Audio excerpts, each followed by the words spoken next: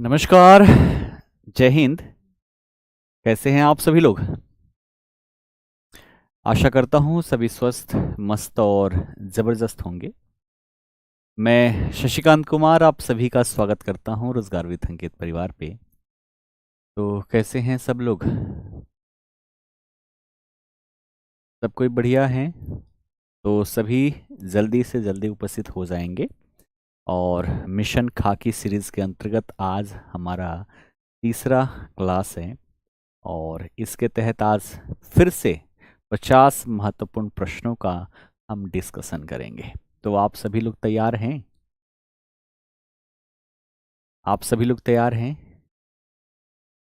सबसे पहले तो सब लोग सेशन को अपने स्तर पर खूब सारा लाइक और शेयर कर दो ताकि ज़्यादा से ज़्यादा लोग उपस्थित हो सकें। और रोज़ की तरह आपको बिल्कुल वही काम करना है। अच्छे से एक एक प्रश्न को पढ़ना है, उसका आंसर करना है और अगर गलती होती है तो उसको हाईलाइट करते हुए काउंट करते हुए चलना है कि कितनी आपकी गलतियां यहाँ पर हो रही है। ठीक है ना? क्लियर? आज स्टेटमेंट वाले मैंने एक भी क्वेश्चन नहीं रखे क्योंकि कल बहुत सारे स्टेटमेंट वाले हो गए थे। तो आज नॉर्मली जो क्वेश्चंस अपने रहते हैं 4 ऑप्शन वाले वही होंगे। कल 10 क्वेश्चन स्टेटमेंट वाले और 40 क्वेश्चन आपके नॉर्मल होंगे। ठीक है ना? क्लियर है?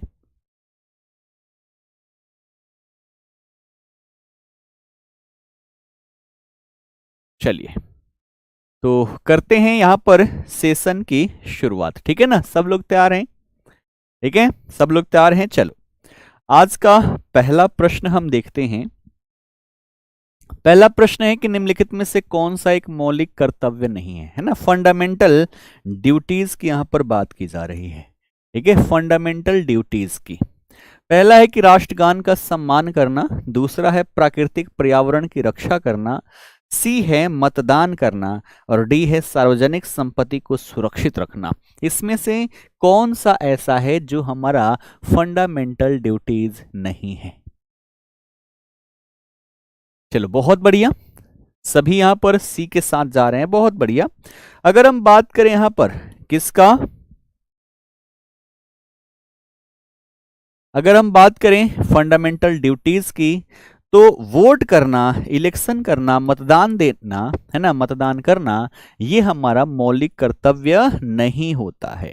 ठीक है, अगर बात करें हम किसकी, हम बात करें आप फंडामेंटल ड्यूटीज की तो ये कहां पर देखने को मिलेगी? तो भारतीय संविधान के भाग 4A में इसका वर्णन देखने को मिलता है। ठीक है, और कहां पर? तो हम देख सकते हैं आर्टिकल है ना 51A।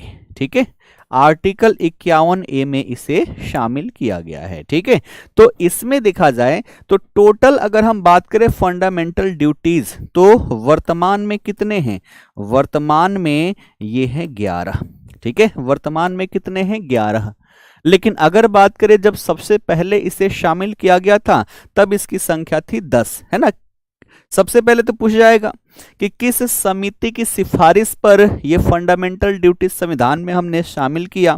तो क्या लिखोगे आप? लिखोगे स्वर्ण सिंह समिति। क्या लिखोगे?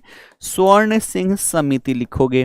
इस समिति के सिफारिश पर हमने फंडामेंटल ड्यूटीज जो है यहां पर शामिल किया हुआ है।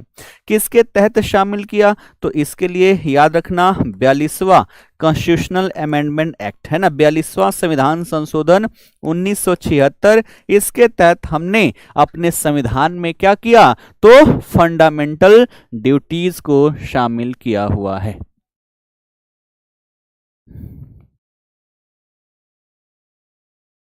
ठीक है, क्लियर है ना? चलो तो अब वर्तमान में 11 है। पहले जब हमने जोड़ा हुआ था 42वां संविधान संशोधन के तहत तो 10 ही इसमें फंडामेंटल ड्यूटीज थी, है ना, 10 ही फंडामेंटल ड्यूटीज थी। पूछा जाए 11वां जो है, 11वां किसके माध्यम से जोड़ा गया? कौन सा संविधान संशोधन? तो आप लिखोगे 86वां, है ना, 86वां कॉन्स्टिट्यूशनल अमेंडमेंट एक्ट। ये कब हुआ था? ये हुआ था 2002 में और इसके तहत हमने 11वां मौलिक कर्तव्य जोड़ा हुआ है। ठीक है, क्लियर है। चलो अगला प्रश्न देखो कि भारतीय संविधान का कौन सा अनुच्छेद ग्राम पंचायतों के गठन का निर्देश देता है, और ये एक बार नहीं कई बार क्वेश्चंस पूछे गए हैं, ठीक है ना, क्लियर है। यहां पर ध्यान रखना, भारतीय संविधान का कौन सा अनुच्छेद ग्राम पंचायतों के गठन का निर्देश देता है, अनुच्छेद 32, 40, 44 या फिर 51, बताएंगे आप सभी लोग इसका आंसर क्या हो।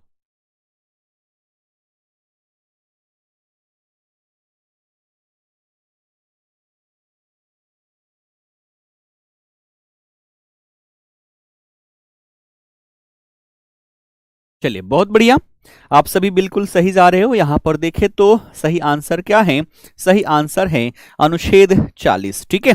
अनुच्छेद 40 जो है ये हमारे यहां पर सही आंसर हो जाता है, ठीक है। अब बात करिए अंग किसका है, तो ये है भैया डीपीएस, है ना, DPSP, directive principle of state policy, राज्य के नीति के निर्देशक तत्व जो हैं उसके अंतर्गत अनुच्छेद 40 में ग्राम पंचायतों के गठन की बात की गई है।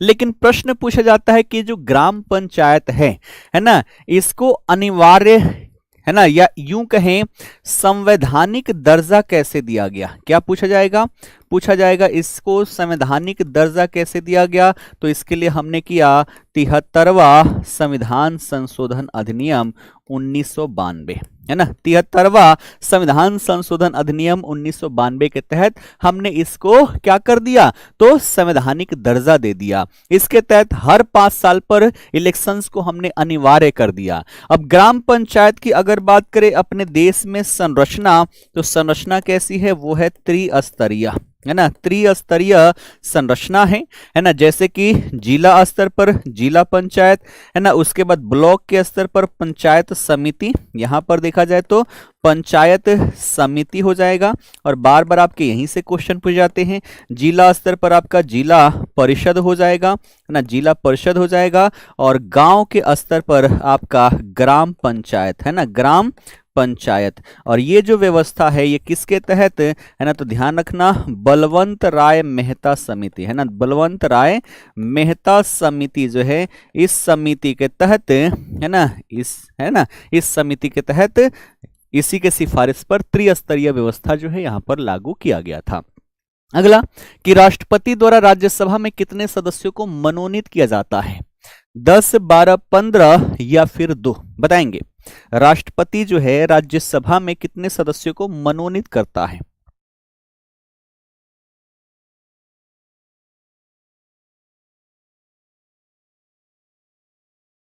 चलिए सभी यहां पर 12 के साथ जा रहे हैं, है ना, सभी यहां पर 12 के साथ जा रहे हैं, जो कि बिल्कुल सही आंसर है, ठीक है।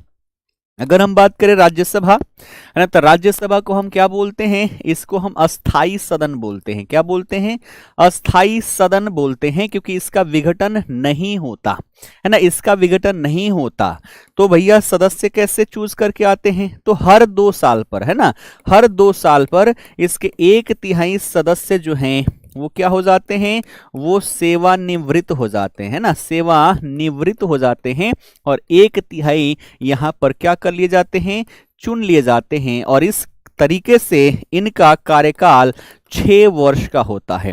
यहाँ के सदस्यों का कार्यकाल कितने, 6 वर्ष का होता है, और इसमें से देखा जाए तो 12 सदस्यों का मनोनयन राष्ट्रपति के द्वारा किया जाता है। अगर पूछे किस बेस पर किया जाता है ना, किस बेस पर किया जाता है, तो आप क्या लिखोगे, आप लिखोगे कि इनको कला, साहित्य, ठीक है, फिर देखा जाए तो विज्ञान और आपका समाज सेवा, ठीक है, समाज सेवा, इस क्षेत्र में बेहतर कार्य करने वाले व्यक्तियों में से 12 व्यक्तियों को ये यहां पर मनोनीत कर सकते हैं। और इसका वर्णन देखें तो आपको अनुच्छेद 80 में देखने को मिलेगा। कहां पर, अनुच्छेद 80 में इसका वर्णन देखने को मिलेगा। अब बात करें कि ये जितने भी यहां पर मनोनीत सदस्य हैं ये राष्ट्रपति के चुनाव में भाग लेंगे क्या, बिल्कुल भी नहीं, है ना, राष्ट्रपति के चुनाव में ये मनोनीत सदस्य कभी भी भाग नहीं लेते हैं, ठीक है ना।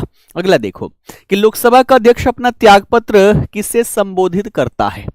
अगर लोकसभा के अध्यक्ष को अपना त्यागपत्र देना हो तो किसे देगा, राष्ट्रपति को देगा, प्रधानमंत्री को देगा, लोकसभा के उपाध्यक्ष को देगा, या भारत के मुख्य न्यायाधीश को देगा, बताएंगे सभी।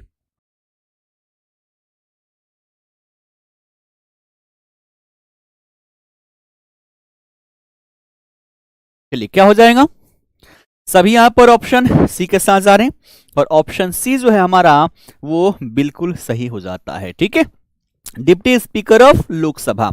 ध्यान रखना कि अध्यक्ष को जब भी अपना त्यागपत्र देना होगा तो वो किसको संबोधित करके देगा, उपाध्यक्ष को, और उपाध्यक्ष को जब भी त्यागपत्र देना होगा वो अध्यक्ष को संबोधित करके ये अपना त्यागपत्र यहां पर दे देगा। तो दोनों एक दूसरे का क्या है, वाइस वर्सा है, आप सभी यहां पर ध्यान में रखना।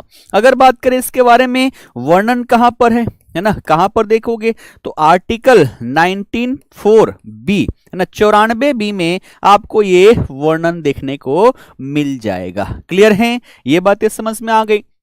अब बात करें कि मान लीजिए कभी मन किया राष्ट्रपति को, है ना, कि राष्ट्रपति को ये अपना त्याग पत्र दे, है ना, त्याग पत्र दे, तो ये अपना त्याग पत्र किसे देंगे, तो राष्ट्रपति जो है वो अपना त्याग पत्र उपराष्ट्रपति को, है ना, उपराष्ट्रपति को, और उपराष्ट्रपति को देना होगा तो ये राष्ट्रपति को संबोधित अपने जो हस्ताक्षर सहित लेख होगा उसके माध्यम से अपना त्यागपत्र दे देंगे।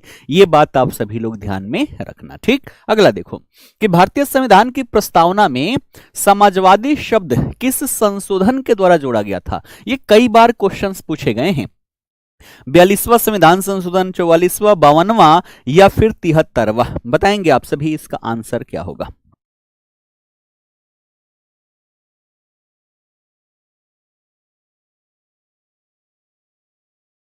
चलिए, सभी बिल्कुल सही जा रहे हैं। यहां पर सभी यहां पर क्या आंसर दे रहे हैं, आंसर दे रहे हैं 42वां संविधान संशोधन। ठीक है, बहुत बढ़िया। ऑप्शन ए जो है हमारा क्या है, बिल्कुल सही है। 42वां संविधान संशोधन अधिनियम 1976 के तहत, है ना, 1976 के तहत देखा जाए तो इसे यहां पर जोड़ा गया था। ठीक है, क्लियर है, ये बातें समझ में आ गई। अब देखो यहां पर केवल एक ही शब्द नहीं जोड़ा गया, है ना, प्रस्तावना में अभी तक देखा जाए तो एक ही बार संशोधन हुआ है और वो इसके तहत यहां पर हुआ है, और इसके तहत 3 शब्द जोड़े गए। एक तो हो गया हमारा कौन सा, एक हो गया हमारा समाजवादी, एक शब्द जो हमने जोड़ा वो है समाजवादी। दूसरा शब्द जो हमने जोड़ा यहां पर क्या चीज, पंथ निरपेक्ष, क्या जोड़ा, पंथ निरपेक्ष शब्द जोड़ा। और तीसरा शब्द जो हमने जोड़ा था वो जोड़ा था अखंडता, है ना, अखंडता। तो ये 3 शब्द जो हैं वो 42वें संविधान संशोधन अधिनियम के माध्यम से हमने जोड़ा। और ध्यान रखना, इसके माध्यम से संविधान में इतना बड़ा परिवर्तन किया गया था कि इसी को हम लघु संविधान भी कह लेते हैं। क्या कह लेते हैं, लघु संविधान, है ना, मिनी कॉन्स्टिट्यूशन का इसको दर्जा दे दिया जाता है। इसके माध्यम से, है ना, जो लोकसभा का कार्यकाल है उसको भी बढ़ाकर 6 वर्ष का कर दिया गया था। फिर 44वें संविधान संशोधन के तहत फिर से इसको एस्टैब्लिश किया गया। क्लियर है, तो इसी को मिनी कॉन्स्टिट्यूशन कहा जाता है।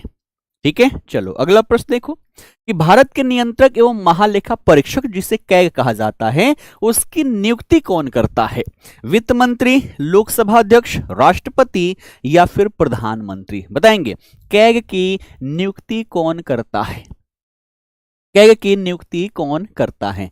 चलो सी के साथ सभी जा रहे, राष्ट्रपति। यहां बहुत बढ़िया, देखो जब भी नियुक्ति की बात आएगी ना, अब ये सोचना कि राष्ट्रपति जो है, चूंकि हम एक गणतांत्रिक देश में रहते हैं और यहां पर राष्ट्रपति का चुनाव किया जाता है, तो राष्ट्रपति क्या अपने देश का राजा है, तो बड़े बड़े पदों पर जो नियुक्ति की जाती है ना वो राष्ट्रपति के द्वारा ही की जाती है।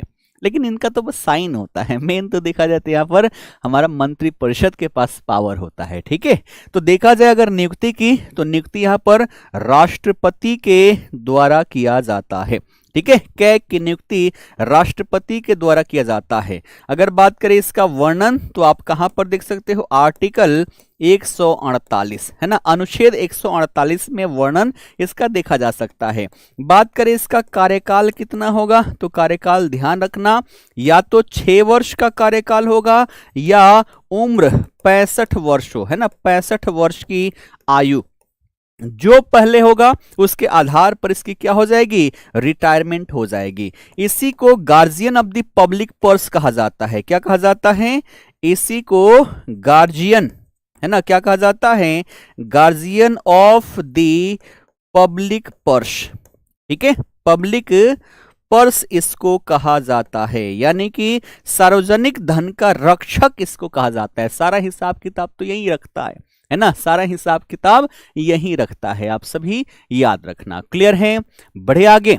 चलो अगला देखो कि शिक्षा का अधिकार, राइट टू एजुकेशन, किस वर्ष लागू हुआ था? 2005 में, 9 में, 10 में या फिर 12 में? ये क्वेश्चन जो है बिहार पुलिस कांस्टेबल में पूछा गया है। बताएंगे आप सभी कि शिक्षा का अधिकार जो है वो किस वर्ष लागू हुआ था? चलो, कोई 2005 कह रहा है, कोई 2010 कह रहा है ना। इसमें तो कंफ्यूजन हो गई, बात हो गई ना गड़बड़। गड़बड़ ही तो नहीं होना है, यहां हो जाए कोई दिक्कत नहीं, एग्जामिनेशन हॉल में नहीं होना चाहिए। बात हो रही है लागू होने की, तो लागू जो हुई थी वो हुई थी 2010 में, है ना। 2010 में कब? 1 अप्रैल को, ठीक है, 1 अप्रैल 2010 को ये लागू हुई थी। लेकिन अगर पूछे कानून पारित कब हो गया था, इससे जुड़ा हुआ है ना, कानून पारित तो वो भैया 2009 में हो गया था, लेकिन लागू किया गया था 1 अप्रैल को। इसलिए यहां पर सही आंसर जो होगा वो होगा हमारा 2010। ठीक है, कानून पारित करने का पूछेगा तो 2009 बताओगे। ये 1909 वाला कौन है? अच्छा, सपना कुमारी, सपने में हो, है ना। इतना सपना नहीं देखना है कि आप एक ही बार 100 साल पीछे चली जाओ। 1909 नहीं, है ना, 1909 नहीं। ठीक है, यहां पर 2009 और 2010 की बात की जा रही है। ठीक है, अब शिक्षा का अधिकार जो है ना, शिक्षा का अधिकार, इसे क्या बना दिया गया? इसे बना दिया गया मौलिक अधिकार, है ना। क्या बना दिया गया? मौलिक अधिकार। पहले क्या था? पहले था कानूनी अधिकार। लेकिन भैया अगर किसी व्यक्ति के पास शिक्षा ना हो तो फिर उस व्यक्ति का विकास नहीं हो पाता, सर्वांगीण विकास नहीं कर पाता, और विकास नहीं कर पाए तो फिर ये बढ़िया नहीं है ना। तो सर्वांगीण विकास करवाने की जिम्मेदारी भी सरकार की है, तो इसको फंडामेंटल राइट के अंतर्गत लाया गया। तो अब इसको कहां जोड़ा गया? तो ध्यान रखना, आर्टिकल 21A 21 क्या है? जीने का अधिकार। और जीना हम तभी बढ़िया से जी पाएंगे जब हम यहां पर एजुकेटेड हो, इसलिए इसको अनुच्छेद 21A के अंतर्गत जोड़ा गया है। ठीक है, तो मौलिक अधिकार में है, और इसके तहत क्या बातें कही गई है? तो 6 से लेकर 14 वर्ष के बच्चे जो हैं, 6 से लेकर 14 वर्ष के जो बच्चे हैं, उन बच्चों को, है ना, उन बच्चों को निःशुल्क, है ना, ध्यान रखना क्या चीज? तो उन बच्चों को निःशुल्क एवं अनिवार्य शिक्षा, निःशुल्क एवं अनिवार्य शिक्षा देने की यहां पर बात की गई है। ठीक है, पहले डीपीएसपी में था, तो डीपीएसपी में अभी भी है 6 वर्ष से पहले तक का, और इसको यहां पर ला दिया गया 6 से 14 वर्ष के जो बच्चे होंगे उनको सरकार निःशुल्क और साथ ही साथ अनिवार्य शिक्षा यहां पर देगी। ठीक है ना। चलो अगला क्वेश्चन देखो कि किसी राज्य में राष्ट्रपति शासन अधिकतम कितनी अवधि के लिए लगाया जा सकता है? 1 वर्ष के लिए, 2 वर्ष के लिए, 3 वर्ष के लिए या फिर 6 महीने के लिए? बताएंगे। किसी भी राज्य में राष्ट्रपति शासन, राष्ट्रपति शासन, है ना, ये आपको कहां पर? तो भाग 18 में देखने को मिलेगा, है ना। और भाग 18 किससे जुड़ा हुआ है? ये जुड़ा हुआ है हमारे आपातकाल से, है ना। और इसके लिए हम 3 अनुच्छेद पढ़ते हैं। एक पढ़ते आर्टिकल 352, एक पढ़ते हैं आर्टिकल 356 और एक पढ़ते हैं हम आर्टिकल 360, है ना। 360 जो है वो क्या है? तो वो है ना, वित्त के आधार पर। ठीक है ना। तो सबसे पहला जो है अनुच्छेद 352, जैसे कि देश में क्या हो जाए, यहां पर सशस्त्र विद्रोह हो जाए, है ना, या यहां पर युद्ध की घोषणा हो जाए, तो 352 के तहत क्या किया जाता है? तो यहां पर आपातकाल लगाया जाता है। 356 को हम राष्ट्रपति शासन कह लेते हैं। क्या कह लेते हैं? राष्ट्रपति शासन, है ना, यानी कि सरकार को ऐसा लगने लग जाए, अच्छा भोजपुरी में, सरकार के ऐसा लागे लग जाओ कि कोनो राज्य के संवैधानिक तंत्र जौन बा विफल हो चुकल बा, वहां के सरकार बिया तो यहाँ के शासन प्रशासन ना संभाल सकेले, तो ऐसा का स्थिति में वो राज्य के राज्यपाल के लगे खबर भेजी है, राष्ट्रपति के लगे कि महाराज यहाँ के सरकार से यहाँ के प्रशासन नइखे चल पावत, यहाँ के शासन प्रशासन अपना हाथ में ले ली। तो ऐसन का स्थिति में राष्ट्रपति महोदय के द्वारा शासन प्रशासन अपना हाथ में ले लियाला, यही के कहल जाला राष्ट्रपति शासन, जौन 356 के तहत लागेला, है ना। एक बार में कितना लागी? 6 महीना, है ना। एक बार में कितना लागी? तो 6 महीना लागी, लेकिन मैक्सिमम बढ़ा के करा के 3 साल तक लगावल जा सकेला, 3 साल से ज्यादा ई ना लगावल जा सकेला। ठीक है, तो यहां पर प्रश्न तो देखो क्या कह रहा है, अधिकतम कितनी अवधि के लिए? तो अधिकतम यहां पर 3 साल तक लगाया जा सकता है, एक बार में 6 महीने और बढ़ा बढ़ाकर मैक्सिमम यहां पर 3 वर्ष के लिए लगाया जा सकता है। ठीक है, तो सी ऑप्शन क्या होगा? हमारा सही आंसर होगा। और आर्टिकल 360 की बात करें तो इसको हम बोलते हैं, इसको वित्तीय आपातकाल। और वित्तीय आपातकाल आज तक हमारे देश में लागू नहीं हुआ है। सिचुएशन कब बनी थी? 1999 में। लेकिन हमारे उस समय काल के वित्त मंत्री जो थे, फाइनेंस मिनिस्टर मनमोहन सिंह, उन्होंने हमें इस स्थिति से बाहर निकाला। अपने देश में एलपीजी लागू किया गया और हम उस स्थिति से बाहर आए। ठीक है, 6 महीना क्या, यही तो बताया कि एक बार में 6 महीने, है ना। और 6-6 महीने कर करके बढ़ाया जा सकता है, लेकिन मैक्सिमम इसको 3 साल तक ही बढ़ाया जा सकता है। ठीक है, क्लियर है? बड़े आगे अगला कि हड़प्पा सभ्यता की खोज किस वर्ष हुई थी? अब इतिहास आ गया, इतिहास से भी तो क्वेश्चन होंगे, मिक्स क्वेश्चन है आज, सारे सब्जेक्ट है, बिहार जीके के भी आप सभी के क्वेश्चन है, मजा आ जाएगा, है ना। चलिए बताइएगा, हड़प्पा सभ्यता की खोज किस वर्ष हुई थी? हड़प्पा सभ्यता की खोज किस वर्ष हुई थी? 1921, 22, 35 या फिर 42? चलिए सभी यहां पर ऑप्शन ए के साथ जा रहे हैं ना। ऑप्शन है 1921 जो कि बिल्कुल सही है। ठीक है, 1921 में किसके द्वारा? तो दया राम साहनी। ठीक है, दया राम साहनी के द्वारा हड़प्पा सभ्यता की खोज की गई थी 1921 में।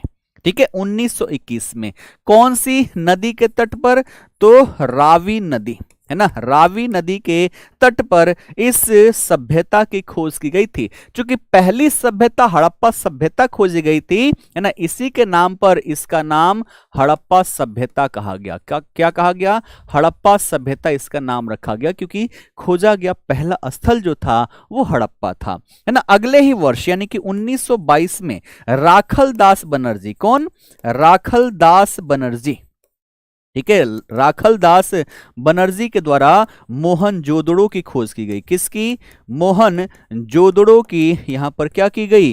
खोज यहां पर की गई थी 1922 में। ठीक है, किसके द्वारा? राखल दास बनर्जी के द्वारा। ये भी बातें ध्यान में रखना। अब पूछ दिया जाए कि जिस समय ये खोज की गई, है ना, जिस समय ये खोज की गई, इस समय भारत में भारतीय पुरातत्व सर्वेक्षण जो है ना, भारतीय पुरातत्व सर्वेक्षण, है ना, भारतीय पुरातत्व सर्वेक्षण जो है इसके, है ना, अगर पूछ दे इस समय इसके महानिदेशक कौन थे, है ना, महानिदेशक कौन थे, तो आप क्या लिखोगे? आप लिखोगे जॉन मार्शल। क्या लिखोगे? आप लिखोगे जॉन मार्शल।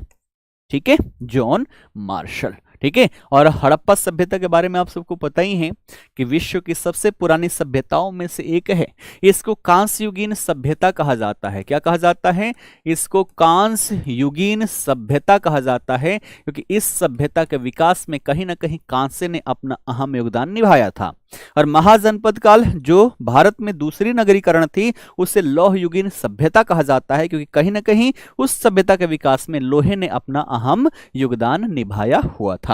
अगला देखो कि अष्ट प्रधानमंत्री परिषद किसके शासनकाल में थी? अकबर, शिवाजी, कृष्णदेवराय या फिर चंद्रगुप्त मौर्य? बताएंगे। यहां पर अष्ट प्रधान की बात हो रही है। अष्ट प्रधानमंत्री परिषद निम्न में से किसके शासनकाल में थी? और ये क्वेश्चन बीपीएससी में पूछा गया है, बिहार दरोगा में पूछा गया है। ठीक है, चलो सभी यहां पर सी के साथ जा रहे हैं ना। यही तो दिक्कत होती है, यही तो गड़बड़ यहां पर होती है। एक था अष्ट दिग्गज और एक पूछा जाता है अष्ट प्रधान, दोनों में बड़ा अंतर है।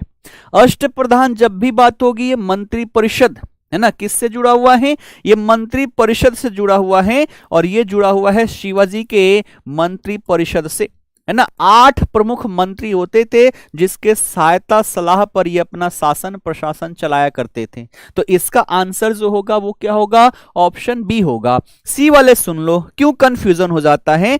अगर पूछ दे आप सभी से अष्ट दिग्गज, ठीक है, क्या पूछ दे, अष्ट दिग्गज, तो ये 8 कवि थे, है ना, ये 8 कवि थे और ये कृष्ण देव राय के दरबार में थे। किसके, कृष्ण देव राय, है ना, कृष्ण देव राय के दरबार में जो 8 कवि थे उनको कहा जाता था अष्ट दिग्गज। और बार बार कंफ्यूजन इसी में होता है, अष्ट प्रधान और अष्ट दिग्गज में, और यहां पर मामला गड़बड़ हो जाता है। ठीक है, तो अब आगे आप सभी यहां पर दिक्कत मत करना, गड़बड़ मत करना। अष्ट प्रधान पूछे तो ये मंत्री परिषद है जो मराठा साम्राज्य से जुड़ा हुआ था, शिवाजी, है ना, शिवाजी से जुड़ा हुआ था। और अष्ट दिग्गज जो है ये 8 कवियों का समूह है जो कृष्ण देव राय के दरबार में रहा करते थे। ठीक है, ये इसमें से देखा जाए तो जो पेशवा थे वो सबसे बड़ा पद था। पेशवा अर्थात क्या, प्रधानमंत्री, है ना। तो 8 मंत्रियों में सबसे बड़ा पद जो था वो पेशवा का पद हुआ करता था। प्रधानमंत्री को पेशवा कहा जाता था। ठीक, अगला देखो कि गांधी इरविन समझौता किस वर्ष हुआ, 1930 में, 31 में, 32 में या फिर 42 में। गांधी इरविन समझौता की बात की जा रही है। सबसे पहले तो प्रश्न पूछा जाता है ये कब हुआ था, तो ये हुआ था सविनय अवज्ञा आंदोलन के दौरान। ठीक है, देश में क्या चल रहा था, देश में चल रहा था सविनय अवज्ञा आंदोलन। ठीक है, सबसे पहले तो गांधी जी ने अपने 11 सूत्रीय डिमांड भेज दी इरविन के पास कि देख लो भैया ये हमारी 11 मांगे हैं, मान लो नहीं तो तुम्हारे खिलाफ बहुत बड़ा आंदोलन छेड़ देंगे। इरविन हल्के में ले लिया। गांधी जी का मूड खराब हुआ और पहुंच गए कहां, साबरमती आश्रम, और वहां से दांडी मार्च की शुरुआत की 12 मार्च को। 24 दिन की यात्रा के पश्चात 5 अप्रैल को पहुंचते हैं दांडी, और सुबह 6 अप्रैल को उठकर वो क्या करेंगे, तो नमक कानून तोड़ेंगे और यहीं से सविनय अवज्ञा आंदोलन की शुरुआत हो जाएगी। ठीक है, अब इसी दौरान क्या होगा, इसी दौरान लंदन में राउंड टेबल कॉन्फ्रेंस होगा। पहले कॉन्फ्रेंस में कांग्रेस या उससे जुड़े हुए कोई भी मंत्री वहां पर, है ना, वहां पर कोई भी नेता पहुंचता ही नहीं है। तो खबर भेजा गया इरविन के पास कि देखो भैया हो क्या रहा है, देश का सबसे बड़ा जो यहां पर हमारा पॉलिटिकल पार्टी है उसका एक भी नेता यहां पर शामिल नहीं हुआ। तो फिर बात आई गांधी जी के पास। गांधी जी ने कहा कि भैया हम सब तो जेल में बंद है, कहां से पहुंच जाए वहां पर, सबसे पहले जेल से तो रिहा करो। तो पहुंचते हैं दिल्ली, और दिल्ली में इन दोनों के बीच में क्या होगा, समझौता होगा। कब, 5 मार्च 1931 को।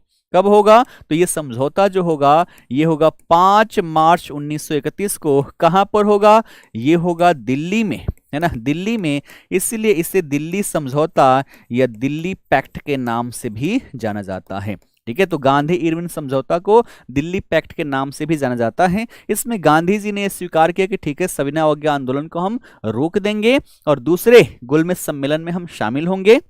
जाते भी हैं लेकिन वहां से फिर से निराश होकर आएंगे और फिर से ये सविनय अवज्ञा आंदोलन की शुरुआत कर देंगे। बदले में क्या होगा, तो बदले में इरविन मानेगा कि जितने भी नेता हैं जिनको बंद किया गया है जेल में, सबको क्या कर दिया जाएगा, बाहर निकाल दिया जाएगा। ठीक है, तो इसी को दिल्ली पैक्ट के नाम से जाना जाता है। 5 मार्च 1931 को यह समझौता हुआ था।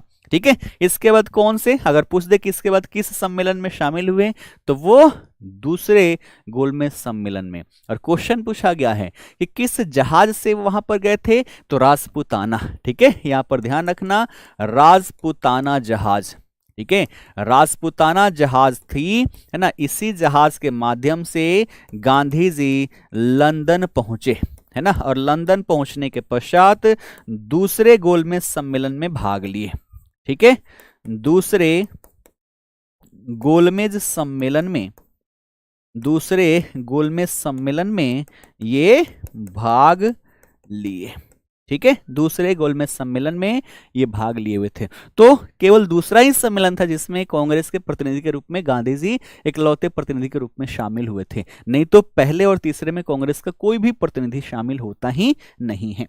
अगला देखो, अगला कह रहे हैं कि किसे भारतीय पुनर्जागरण का जनक कहा जाता है। ये बीपीएससी में पूछा गया प्रश्न है। स्वामी विवेकानंद को, दयानंद सरस्वती को, राजाराम मोहन राय को, या फिर महात्मा गांधी को, है ना। प्रश्न देखना, भारतीय पुनर्जागरण का जनक कहें या भारतीय पुनर्जागरण का पिता कहे, ठीक है, दोनों का आंसर हमारा वही होगा। चलो यहां पर सी बहुमत है ना, कुछ ए वाले भी हैं और कुछ बी वाले हैं। आओ यहां पर अगर हम बात करें किसे कहा जाता है तो आप क्या बताओगे, आप बताओगे ऑप्शन सी, है ना, राजा राम मोहन राय जो हैं इनको भारतीय पुनर्जागरण का जनक कहा जाता है। इनकी बात कर लें तो जो सती प्रथा है ना, सती प्रथा का इन्होंने क्या किया, सती प्रथा का इन्होंने विरोध किया हुआ था, है ना। सती प्रथा को, है ना, सती प्रथा के खिलाफ इन्होंने क्या किया, यहां पर विरोध दर्ज किया, ठीक है। साथ ही साथ देखा जाए जो आधुनिक शिक्षा है ना, आधुनिक शिक्षा का इन्होंने क्या किया, प्रचार प्रसार किया, है ना, प्रचार प्रसार किया। अब देखो यहां पर बात करें, अंग्रेज आते हैं, है ना, 1835 के मैकाले मिनट के माध्यम से ये फिक्स कर दिया जाता है कि भारत में जो शिक्षा पद्धति होगी वो ब्रिटिश पद्धति ही होगी, उसी के माध्यम से चलेगा। उससे पहले ही ये कहा, लंदन पहुंच गए थे और लंदन जाकर देखते हैं कि अरे बाप रे ये क्या सिस्टम चल रहा है, क्या ये वही अंग्रेज है जो भारत में शासन प्रशासन कर रहे हैं, भारत में इतने लोगों पर अत्याचार कर रहे हैं, लोगों के कोई मौलिक अधिकार ही नहीं है। और ब्रिटेन में देखो लोग कितने स्वतंत्रता के साथ वहां पर घूम रहे हैं, जो मर्जी वो कर रहे हैं।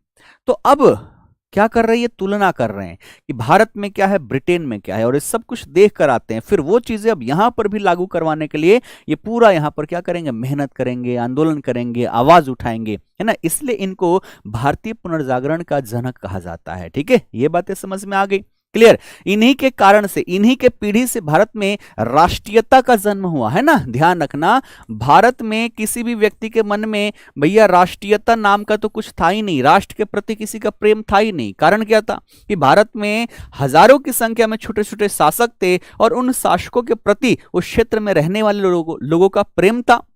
तो प्रेम इनका अपने राजा के प्रति था, न कि भारत के प्रति, है ना। राष्ट्रीयता को जागृत करने में कहीं ना कहीं अहम योगदान अगर किसी का रहता है तो राजा राम मोहन राय का रहता है। और यही राष्ट्रीयता आगे चलकर विभिन्न प्रकार के विद्रोह एवं आंदोलन के रूप में देखने को मिल जाता है। तो राजा राम मोहन राय का भारतीय राष्ट्रीय आंदोलन में बहुत अहम भूमिका रहती है, ठीक है। अगला देखो, अगला कह रहा है कि पानीपत का तीसरा युद्ध जो 1761 में हुआ था किसके बीच लड़ा गया था, मराठा और अहमद शाह अब्दाली के बीच में, बाबर और इब्राहिम लोधी के बीच में, अकबर और हेमू के बीच में, या फिर ब्रिटिश और सिराजुद्दौला के बीच में। बताएंगे कि पानीपत का तीसरा युद्ध जो हुआ था ये किसके बीच में, है ना। पानीपत के 3 युद्ध हुए हैं, पहले दूसरे तीसरे के बारे में पूछ रहा है।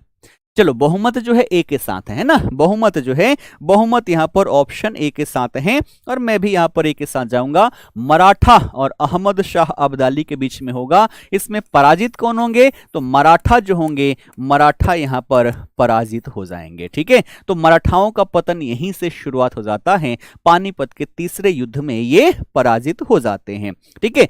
कब होता है, 1761 में। अब बात करें प्रथम युद्ध कब हुआ, पानीपत का प्रथम युद्ध कब हुआ था, तो प्रथम युद्ध जो हुआ था ये हुआ था 1526 में। किसके बीच में, तो बाबर और इब्राहिम लोदी के बीच में, है ना। तो यहां पर कौन, बाबर वर्सेस इब्राहिम लोदी, ठीक है। और इसके माध्यम से क्या हुआ, दिल्ली सल्तनत का समापन हुआ और भारत में मुगल वंश की स्थापना कर दी जाती है। फिर बात करें यहां पर द्वितीय युद्ध कब होगा, तो द्वितीय युद्ध जो होता है ये होगा आपका 1556 में। कब होगा, 1556 में। किसके बीच में, तो एक तरफ से था अकबर और दूसरे तरफ से कौन, हेमू, है ना। इन दोनों के बीच में पानीपत का दूसरा युद्ध होगा। तीसरा मराठा और अहमद शाह अब्दाली के बीच में होगा। ब्रिटिश और सिराजुद्दौला के बीच में युद्ध होता है 1757 में, जिसे प्लासी के युद्ध के नाम से जानते हैं ना।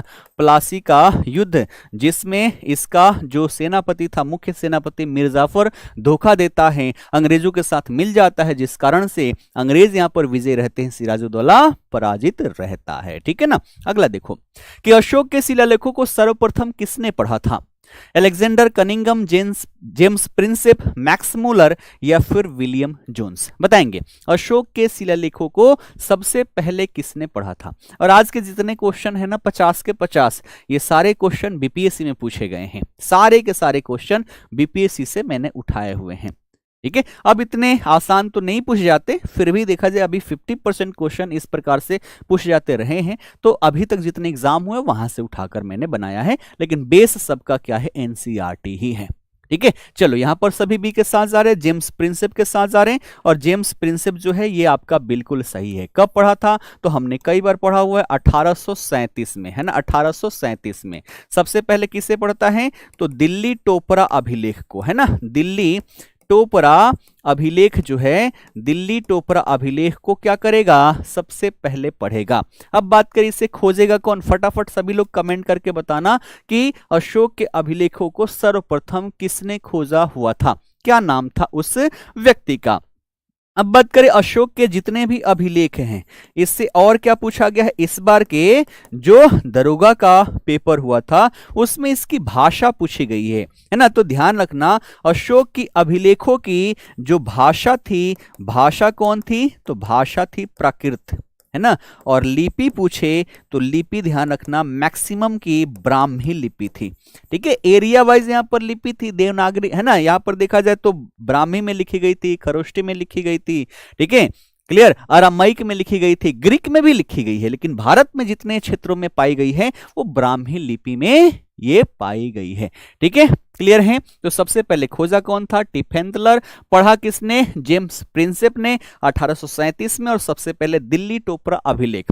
एक क्वेश्चन पूछा गया कि जो अशोक के अभिलेख है, शिलालेख है, इसमें अशोक का नाम क्या है ना, अशोक का यहाँ पर नाम क्या है? ये एक बार नहीं कई बार पूछा गया है। तो क्या लिखोगे आप? लिखोगे यहां पर देव नाम पियदसी।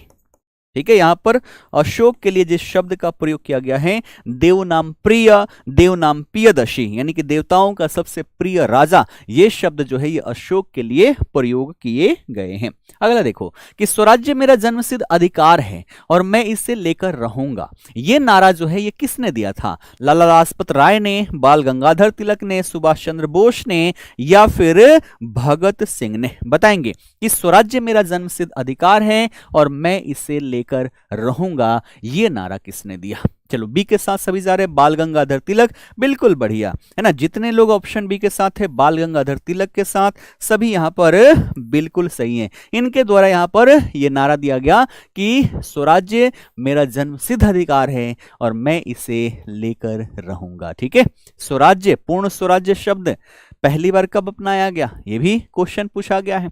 तो कब अपनाया गया था? 1929 का, और ना 1929 का जो लाहौर अधिवेशन है, ठीक है, लाहौर अधिवेशन, इस अधिवेशन की अध्यक्षता किसने किया, है ना, इसकी अध्यक्षता किसने किया? अध्यक्ष कौन रहे? तो जवाहरलाल नेहरू, है ना, जवाहरलाल नेहरू यहां पर अध्यक्षता किए। और इसी के तहत 31 दिसंबर 1929 को कहां?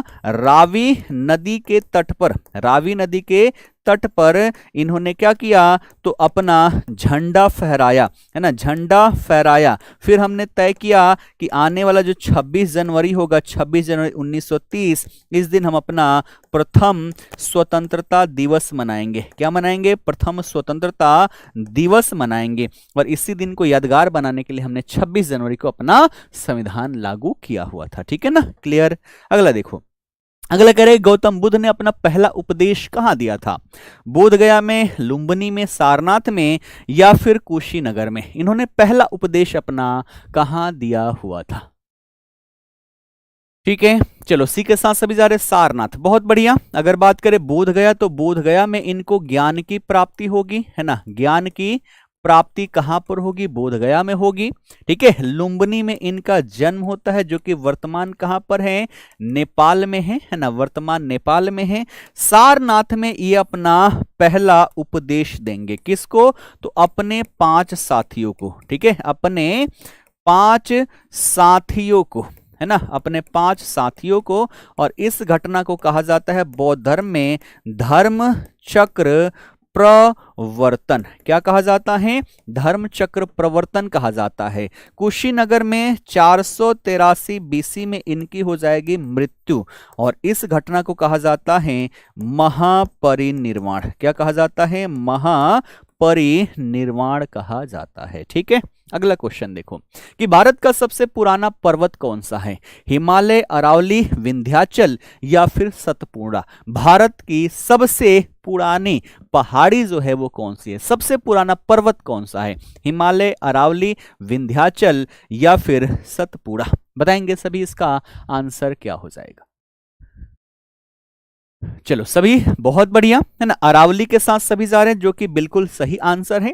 अरावली की बात करें, आज हम हिमालय की बात करते हैं ना कि विश्व की सबसे ऊंची चोटी है ना हमारी कौन सी? तो हिमालय 8,848 मीटर इसकी ऊंचाई है जो कि बढ़ रही है। कई किताबों में अब अपडेट होकर 8,850 हो गई है, लेकिन कहा जाता है कि जिस समय ये एक वलित पर्वत के रूप में थी, ये हिमालय से भी 3 गुना ऊंचा हुआ करती थी। लेकिन अब क्या हुआ? अब ये एक अवशिष्ट पर्वत के रूप में कन्वर्ट हो चुकी है।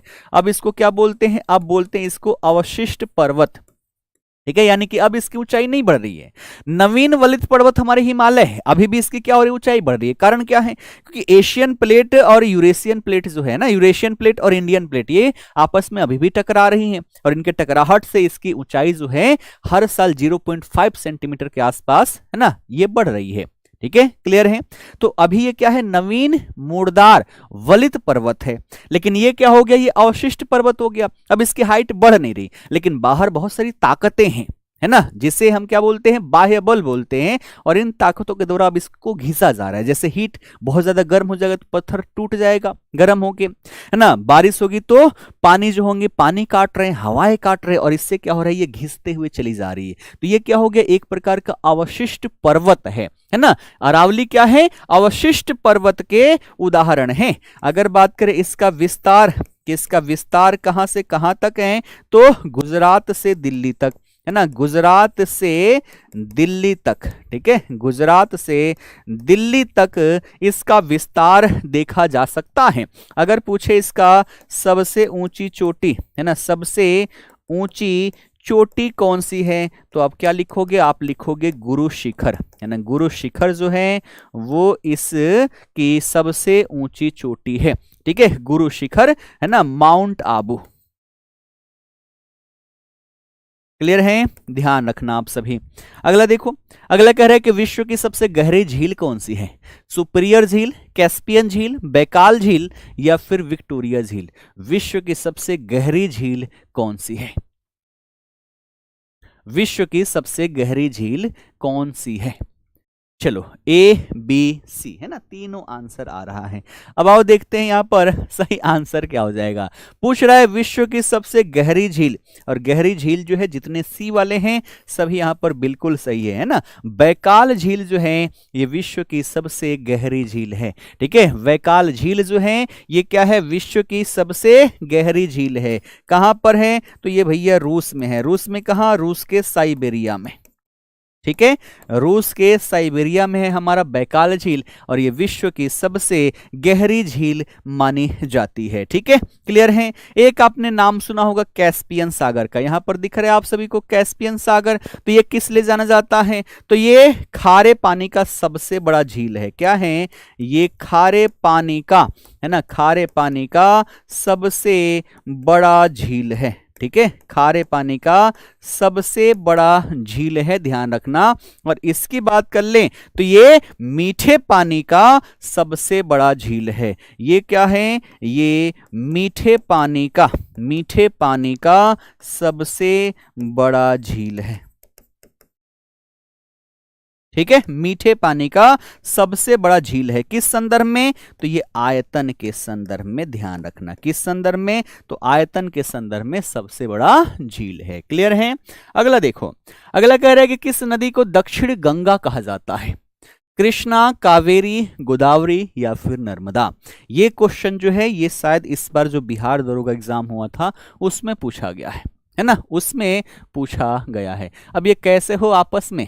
आपस में बबुआ नहीं खे बतियावे के, यहाँ जवन बतियावे के बा नु तवन हमरे से बतियावे के बा, यहाँ क्वेश्चनवा से बतियावे के बा, एकरा से कहे के बा कि ते ऑप्शन ठीक नहीं खी, ते ठीक बाड़ी। का हो, का हाल बा कइला पर का होई? जीवन हमें रुकले रह जाई। और हमनी के मेन उद्देश्य का बा? जीवन के बढ़िया कइल, सिलेक्शन लेहल। और सिलेक्शन जब ले ना लेवल हो तब ले का होई? कुछ ना होई। अभी चल रहल बा प्रेम के सप्ताह, आजो कोनो दिन होई, आई सब सेलिब्रेशन में एकदम सबसे आगे रहे के बा। सिलेक्शन के सेलिब्रेशन कर लो तब नु मजा आई। हम पहले ही क्या बोल ले बानी कि सब केहू सिलेक्शन ले, लिट्टी चोखा के पार्टी कर जाए बहुत तगड़ा, जेमे हमनी के सब आदमी मिल के अपना से बनावल जाई। ठीक बा। अब ले जितना सम्मान समारोह भइल बा ओमे सब का होला कि कैटरिंग वाले लोग आए, आकर बना के चले गए, हम बस खा रहे हैं। इसमें वो आनंद नहीं है जो आनंद है कि हम खुद से यहाँ पर लिट्टी लगाएं, है ना, उसको घी में डुबोएं, चोखा बनाएं, फिर खाएं। उसमें जो आनंद है वो आनंद हर कोई नहीं ले सकता। और ये आनंद तभी आएगा जब आप सभी लोग सिलेक्शन ले लोगे, सब लोग होंगे साथ में और आप और हम मिलकर बना रहे होंगे, जीवन को एंजॉय कर रहे होंगे। ठीक है। तो ये जो सप्ताह चल रहा है प्रेम प्रेमिकाओं वाला सप्ताह, इस सप्ताह से दूर रहना है, सिलेक्शन के सप्ताह में आना है। ठीक है ना। चलो अब बात करें, यहां पर दक्षिण गंगा पूछा जा रहा है। और दक्षिण गंगा किसको कहा जाता है? ये कहा जाता है गोदावरी को। ठीक है। अब देखना इसमें कंफ्यूजन कावेरी और गोदावरी में होता है। क्या होता है? सबसे पहले बात करें दक्षिणी गंगा, है ना, तो दक्षिणी गंगा जो कहा जाता है ना, वो गोदावरी को, इसी को वृद्ध गंगा भी कहा जाता है, इसी को वृद्ध गंगा भी कहा जाता है। ठीक है। इसी को वृद्ध गंगा भी कहा जाता है। क्यों कहा जाता है? क्योंकि इसकी लंबाई बहुत ज्यादा है ना, लंबाई के आधार पर, और साथ ही साथ इसका कुछ धार्मिक महत्व भी है, और इसके आधार पर क्या कहा जाता है? इसे दक्षिणी गंगा के नाम से जाना जाता है। ठीक है ना। क्लियर है। अब बात कर ले यहां पर एक टर्म आ जाता है। क्या चीज? एक टर्म आ जाता है दक्षिण भारत की गंगा। क्या आ जाता है? दक्षिण भारत की गंगा। और जब भी दक्षिण भारत की गंगा पूछे तब आंसर हो जाएगा हमारा कावेरी नदी, है ना। कावेरी नदी को दक्षिण भारत की गंगा कहा जाता है। दक्षिणी गंगा हो, बहुत ज्यादा फर्क नहीं है, थोड़ा ही फर्क है, लेकिन इसी की वजह से आंसर गलत हो जाता है। ठीक है। तो दक्षिणी गंगा कहा जाए तो गोदावरी, लेकिन दक्षिण भारत की गंगा कहा जाए तो यहां पर आपका आंसर जो होगा वो हो जाएगा कावेरी नदी, है ना। इसकी जो पवित्रता है, इस पवित्रता के आधार पर कावेरी नदी को क्या कहते हैं? दक्षिण भारत की गंगा कहते हैं। ठीक है ना। चलो अगला प्रश्न कि भारत में सर्वाधिक वर्षा वाला स्थान मौसिन राम किस राज्य में स्थित है? असम में है, मेघालय में है, अरुणाचल प्रदेश में, या फिर त्रिपुरा में, है ना। मौसिन राम जो है वर्तमान में विश्व में सबसे ज्यादा बारिश प्राप्त करने वाला राज्य है। ठीक है। हम सेंटीमीटर में पढ़ते हैं ना, है ना, सेंटीमीटर 200 मैक्स 200 होता है तो हम खूब मानते हैं कि वर्षा हो रही है, भैया हजारों में होता है यहाँ पर। ठीक है। कहां पर है ये? बहुत बढ़िया, सभी यहाँ पर बी के साथ जा रहे हैं, है ना, मेघालय के साथ जा रहे हैं, जो कि क्या है? बिल्कुल सही आंसर है ना। मेघालय में अवस्थित है मौसिन राम, और मौसिन राम जो है ये भारत ही नहीं बल्कि विश्व में सर्वाधिक वर्षा प्राप्त करने वाला क्षेत्र है ना, सर्वाधिक वर्षा प्राप्त करने वाला क्षेत्र। ठीक है। प्राप्त करने वाला क्षेत्र जो है ये कौन है? मौसिन राम, है ना। पहले कौन था? पहले था आपका चेरापूंजी, है ना, नाम याद होगा आप सभी को, चेरापूंजी, है ना। अगर बात करें कारण, है ना, कारण क्या है? तो कारण ज्योग्राफी में पढ़ते हो कि ये क्षेत्र जो है इसकी आकृति जो है वो कीपाकार आकृति है ना, कीपाकार आकृति है। जो भी बादल यहाँ पर जाता है ये पकड़ के रख लेता है, इसको कहीं और जाने ही नहीं देता, कहता है कि भैया यहीं पर बरसाओ, है ना। और इस कारण से यहाँ पर खूब सारी वर्षा होती है। तो ये कीपाकार आकृति जो है चारों ओर से क्या है? घिरा हुआ है, गारो खासी जयंतियां हैं, है ना। तो यहाँ पर कीपाकार आकृति जो होती है इस कारण से सबसे ज्यादा वर्षा होती है। हाँ, अब बात कर ले बिहार में, है ना, तो बिहार में सबसे ज्यादा वर्षा कहाँ पर होती है? तो ये होती है किशनगंज जिले में, है ना, किशनगंज जिले में, है ना, 200 सेंटीमीटर से भी ज्यादा वर्षा होती है। ठीक है। तो बिहार में सर्वाधिक वर्षा किशनगंज में, और भारत में या विश्व में कहें तो मौसिन राम रहने वाला है। ठीक है। क्लियर है। चलो अगला देखो, अगला कह रहा है कि सौरमंडल का सबसे बड़ा ग्रह कौन सा है? पृथ्वी, शनि, बृहस्पति या फिर मंगल? आज स्पीड ठीक है ना? कल मैंने देखा था, बाद में कमेंट में देखा है ना कि सर थोड़ा सा फास्ट, तो आज फास्ट चल रहे हैं, आज फास्ट चल रहे हैं, इसी स्पीड से अब रेगुलर चलते रहेंगे, ठीक है ना। यहाँ पर बात हो रही है सौरमंडल का सबसे बड़ा ग्रह, ये तो बड़ा ही आसान है, सबके बिल्कुल सही है ना। सबसे बड़ा ग्रह जो है वो कौन सा है? वो है आपका बृहस्पति, है ना। बृहस्पति जो है ये क्या है? सौरमंडल का सबसे बड़ा ग्रह हो जाता है, ठीक है। सौरमंडल का सबसे बड़ा ग्रह जो है ये कौन सा है? बृहस्पति है, आप सभी ध्यान में रखना। क्लियर है? ठीक है, ये बातें समझ में आ गई। अब बात करें हमारा सौरमंडल, है ना, तो सौरमंडल में कुल ग्रह कितने हैं? तो ग्रहों की संख्या है 8, पहले 9 थी। प्लूटो को 2006 में ग्रहों की संख्या से हटा दिया गया, उसे बौना ग्रह की संज्ञा दे दी गई। और जब से हमने इन ग्रहों की खोज की है तब से वो सूरज की एक चक्कर भी आज तक नहीं लगा पाया है, ठीक है। तो सौरमंडल में ग्रहों की संख्या जो है वो 8 है। इसमें से 4 जो हैं, 4 को हम क्या बोलते हैं? इसको बोलते हैं पार्थिव ग्रह। पार्थिव ग्रह वो ग्रह होते हैं जो पृथ्वी के समान है, यानी कि ठोस रूप से हैं। और 4 जो हैं, है ना, 4 जो हैं, है ना, इनको क्या कहते हैं? इनको बोलते हैं जैकोबियन ग्रह। जैकोबियन ग्रह बोलते हैं, यानी कि बृहस्पति के समान। तो पार्थिव वाले ये क्या हो गए? आपके ठोस वाले हो गए, और ये क्या हो गए? गैस वाले हो गए, जो गैसों से, इसका सतह गैस का है, वहां पर खड़े होगे तो अंदर डूब जाओगे, है ना। और जहां का ठोस सतह है वहां पर आराम से रह पाओगे। तो सबसे पहले क्या आ जाता है? सबसे पहले आ जाता है आपका बुध, है ना, फिर आपका आ जाएगा शुक्र, शुक्र के बाद आ जाएगा पृथ्वी, पृथ्वी के बाद आ जाएगा मंगल। और क्वेश्चन आपका यहीं पर बनता है ना, कि यहां पर क्या पाया जाता है? मंगल और बृहस्पति के बीच में क्या पाया जाता है? बृहस्पति, फिर आपका हो जाएगा शनि, फिर अरुण और फिर वरुण हो जाएंगे। तो ये 8 ग्रह हमारे हैं, ठीक है।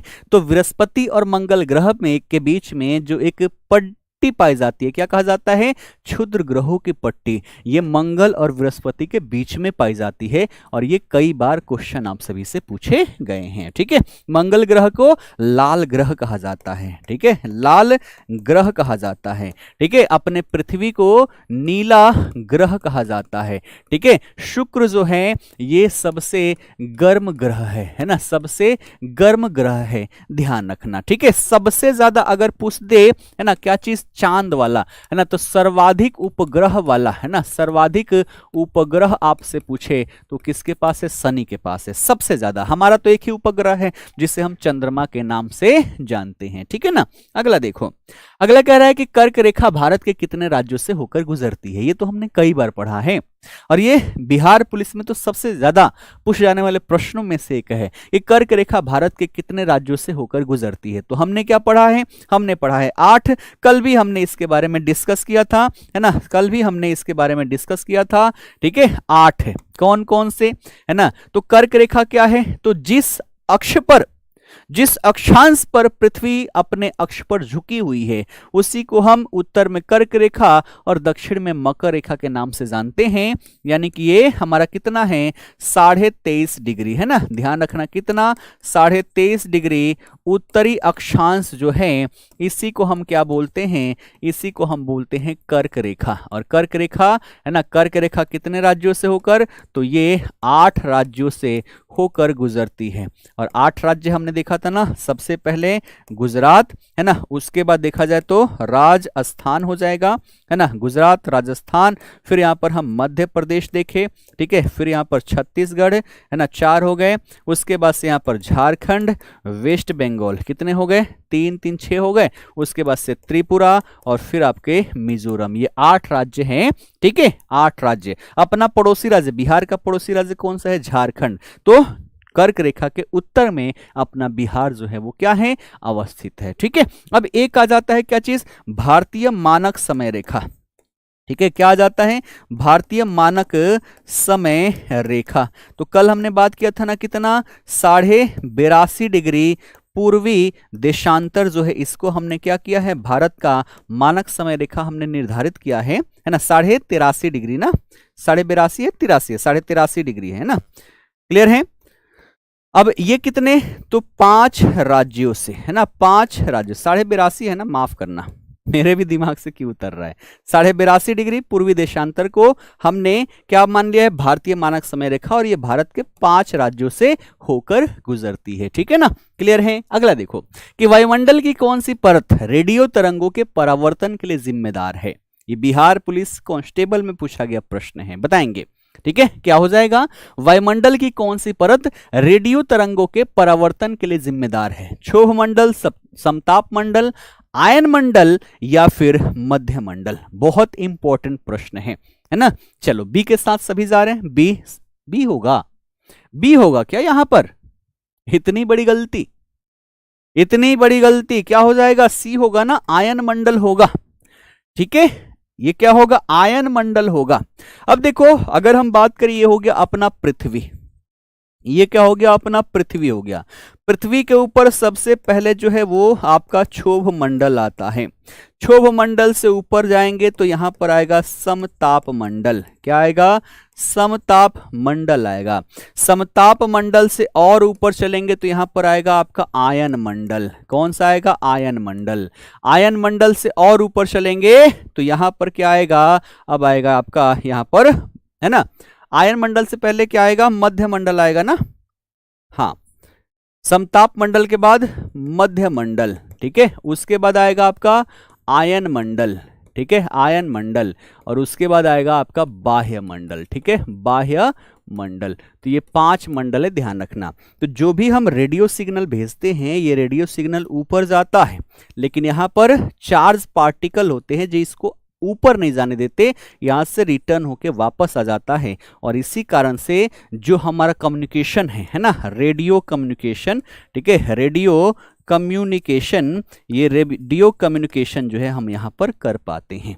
ठीक है, जितना भी हम बातचीत करते हैं ना, जितना भी हम बातचीत करते हैं वो सारा पहले कहाँ पहुंचता है, तो आयन मंडल जाता है, वहां से टकरा के फिर आपके पास यहां पर आ रहा है। तो सोच सकते हो कि कितना यहां पर, है ना, कितना यहां पर स्पीड इसमें देखने को मिलेगी। अब मान लो किसी को फोन किए, मन कर रहा है कि चलो थोड़ा सा बतिया लेते हैं, याद कर रही होगी, ये पूछने के लिए आपने फोन लगाया। तो फोन इतने आसानी से नहीं लगता, साइंस एंड टेक में आप पढ़ोगे, है ना। आपने क्या किया, आपके पास ये फोन है, फोन से कॉल किया तो आसपास का जो टावर है ना, आसपास के टावर तक ये क्या जाएगा, सिग्नल जाएगा। ठीक है, आसपास के टावर के पास क्या जाएगा, ये सिग्नल जाएगा। अब ये टावर क्या करेगा, इसको भेज देगा भैया कहाँ, ऊपर फेंक देगा।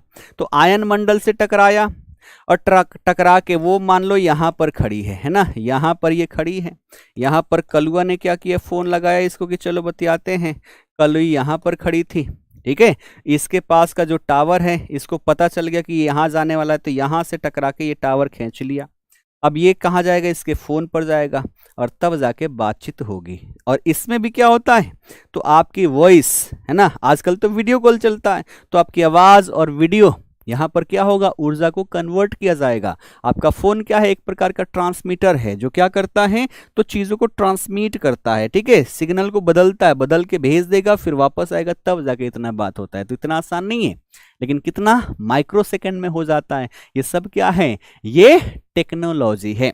चलो अगला देखो, यहां पर हो गया ना आंसर हमारा। अगला देखो कि हीराकुंड बांध किस नदी पर निर्मित है ना। हीराकुंड बांध जो है ये किस नदी पर निर्मित है, बताओगे। गंगा, महानदी, गोदावरी या फिर सतलुज, है ना। हीराकुंड बांध जो है ये किस नदी पर निर्मित है, गंगा, महानदी, गोदावरी या फिर सतलुज। चलो बी के साथ सभी जा रहे हैं, है ना, बी महानदी। ठीक है, महानदी जो है ये आपका बिल्कुल सही आंसर हो जाता है। ठीक है, महानदी पर स्थित है हमारा कौन, हीराकुंड बांध। ठीक, अब बिहार में देखा जाए तो क्या पूछा जाता है, बहुउद्देशीय परियोजनाओं से पूछा जाता है। और सबसे ज्यादा किससे पूछा जाएगा, अब बताओगे, है ना। 3 बहुउद्देशीय परियोजना है। एक किस पर है, एक है अपने सोन नदी पर, ठीक है, दूसरी जो है वो गंडक नदी पर है, और तीसरी जो है वो क्या है आपकी कोसी नदी पर। दोनों के नाम तो क्या है सेम है, लेकिन गंडक पर जो है उसे हम बोलते हैं त्रिवेणी नहर। क्या बोलते हैं? त्रिवेणी नहर बोलते हैं। और यही बार बार क्वेश्चन पूछ जाता है। सोन नदी पर सोन नहर बनाए गए हैं, है ना। कोसी नदी पर देखा जाए तो कोसी नहर बनाया गया है, एक पूर्वी कोसी और एक पश्चिमी कोसी। सोन पर भी एक पूर्वी सोन नहर और एक पश्चिमी सोन नहर, ठीक है। सोन नदी पर ही देखा जाए तो इंद्रपुरी बैराज बनाया गया है। कौन सा? तो इंद्रपुरी बैराज बनाया गया है, ठीक है। सबसे पहले यहां पर डेहरी ऑन सोन बनाया गया था, ठीक है। तो इंद्रपुरी बैराज अपने सोन नदी पर ही बनाया गया है, ठीक है ना। बड़े आगे चलो, अगला देखो। अगला कह रहे हैं कि विटामिन सी का रासायनिक नाम क्या है? रेटिनॉल, एस्कॉर्बिक एसिड, कैल्सीफेरॉल या फिर टोकोफेरॉल? बताएंगे इसका आंसर क्या हो जाएगा। जो हमारी विटामिन सी है इसका रासायनिक नाम क्या है? बिहार पुलिस में से खूब प्रश्न पूछे जाते हैं रासायनिक नामों से, ठीक है। चलो बी के साथ सभी लोग यहां पर जा रहे हैं। एस्कॉर्बिक एसिड, है ना, और एस्कॉर्बिक अम्ल जो है ये आपका बिल्कुल सही आंसर हो जाता है, ठीक है। विटामिन सी को हम एस्कॉर्बिक एसिड के नाम से जानते हैं। कहां पर मिलेगा? तो ये जितने भी हमारे खट्टे फल हैं, ठीक है, खट्टे फलों में एस्कॉर्बिक एसिड पाया जाता है। अगर पूछ दे कि इसकी कमी हो जाए, है ना, इसकी कमी हो जाए तो कमी से कौन सा रोग होगा? तो आप क्या लिखोगे? आप लिखोगे स्कर्वी रोग जो है, स्कर्वी रोग इसकी कमी से हो जाता है। ये जो यहाँ पर एस्कॉर्बिक एसिड है ये क्या काम करता है? विटामिन सी क्या काम करता है? तो ध्यान रखना, ये घाव भरने में, है ना, क्या करता है? तो ये हमारे घाव भरने में मदद करता है, ठीक है। घाव भरने में क्या करेगा?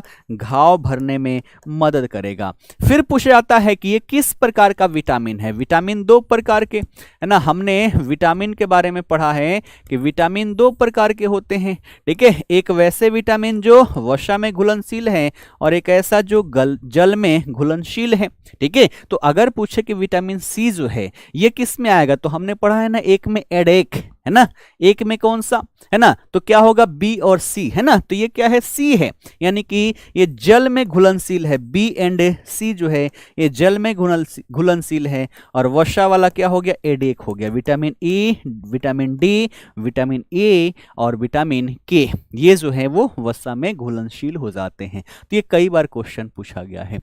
अब ये क्या चल रहा है? विशाल तिवारी, है ना, रुपेश तिवारी विशाल तिवारी को दिल भेजे जा रहे हैं। चल क्या रहा है ये क्या चल रहा है? ठीक है दिल काहे भेज रहे हो? यहां जाकर उनके घर पे दिया हो ना यहां पढ़ने के लिए आए हो। Focus on the study only. अब यहां पर आके अपने दिल बांटे जा रहे हो। इतने दिल है क्या आपके पास कि बांटने योग्य है? सबको दे दो एक एक, सब खुश हो जाएंगे। क्या कहें क्या कहें, ठीक है। हाँ, बढ़ते हैं आगे। अगले देखो कि रक्त का थक्का जमने में कौन सा विटामिन सहायक होता है?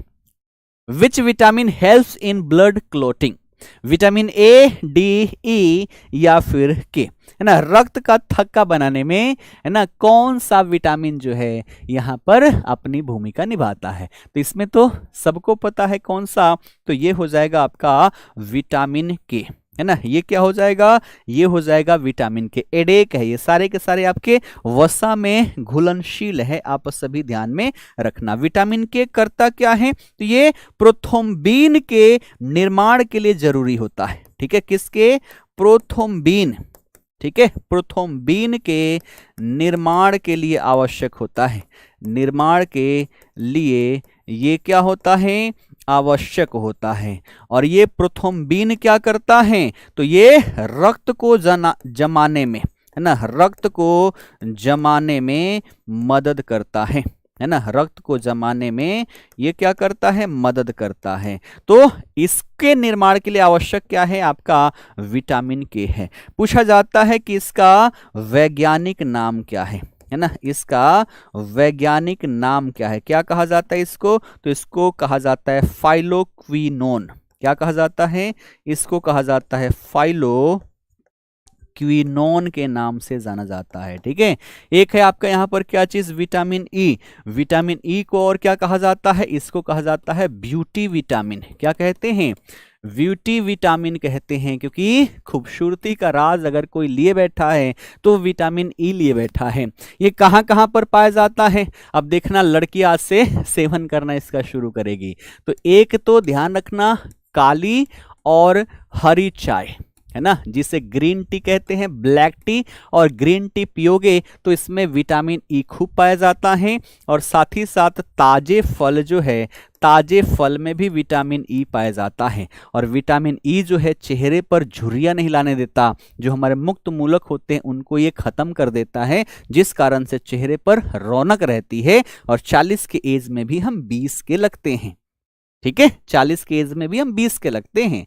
बाकी वो जो प्रोडक्ट है ना डेंटिंग पेंटिंग वाला, वो कतई आपको खूबसूरत नहीं बनाता है। उसका एक काम है, क्या है कि जो बाहर की सनलाइट है, अल्ट्रावायलेट रेज है, जो हमारे सेल को मार देते हैं, उसको मारने से रोकता है बस। इस कारण से हम थोड़े से गोरे दिख जाते हैं। तो ये काम तो तब भी होगा जब आप एक रूम में रह जाओ महीने दिन, है ना, महीने दिन एक रूम में रह जाओ, बाहर के धूप नहीं पड़ेंगे तो आप खुद ब खुद गोरे हो जाओगे, है ना। तो ये विभिन्न हजारों रुपए का ब्यूटी प्रोडक्ट खरीदने की कोई भी आवश्यकता नहीं है। आवश्यकता है आपको ब्लैक टी पीने की, ग्रीन टी पीने की और ताजे फल खाने की। ये खूबसूरती अंदर से आती है, बाहर से नहीं। डेंटिंग पेंटिंग करने से खूबसूरती कभी नहीं आ सकती। ठीक है ना। अगला देखो कि मानव शरीर की सबसे बड़ी ग्रंथि कौन सी है। अग्न्याशय है, थायराइड है, यकृत है, या फिर यहां पर पीयूष ग्रंथि है। मानव शरीर की सबसे बड़ी ग्रंथि कौन सी है।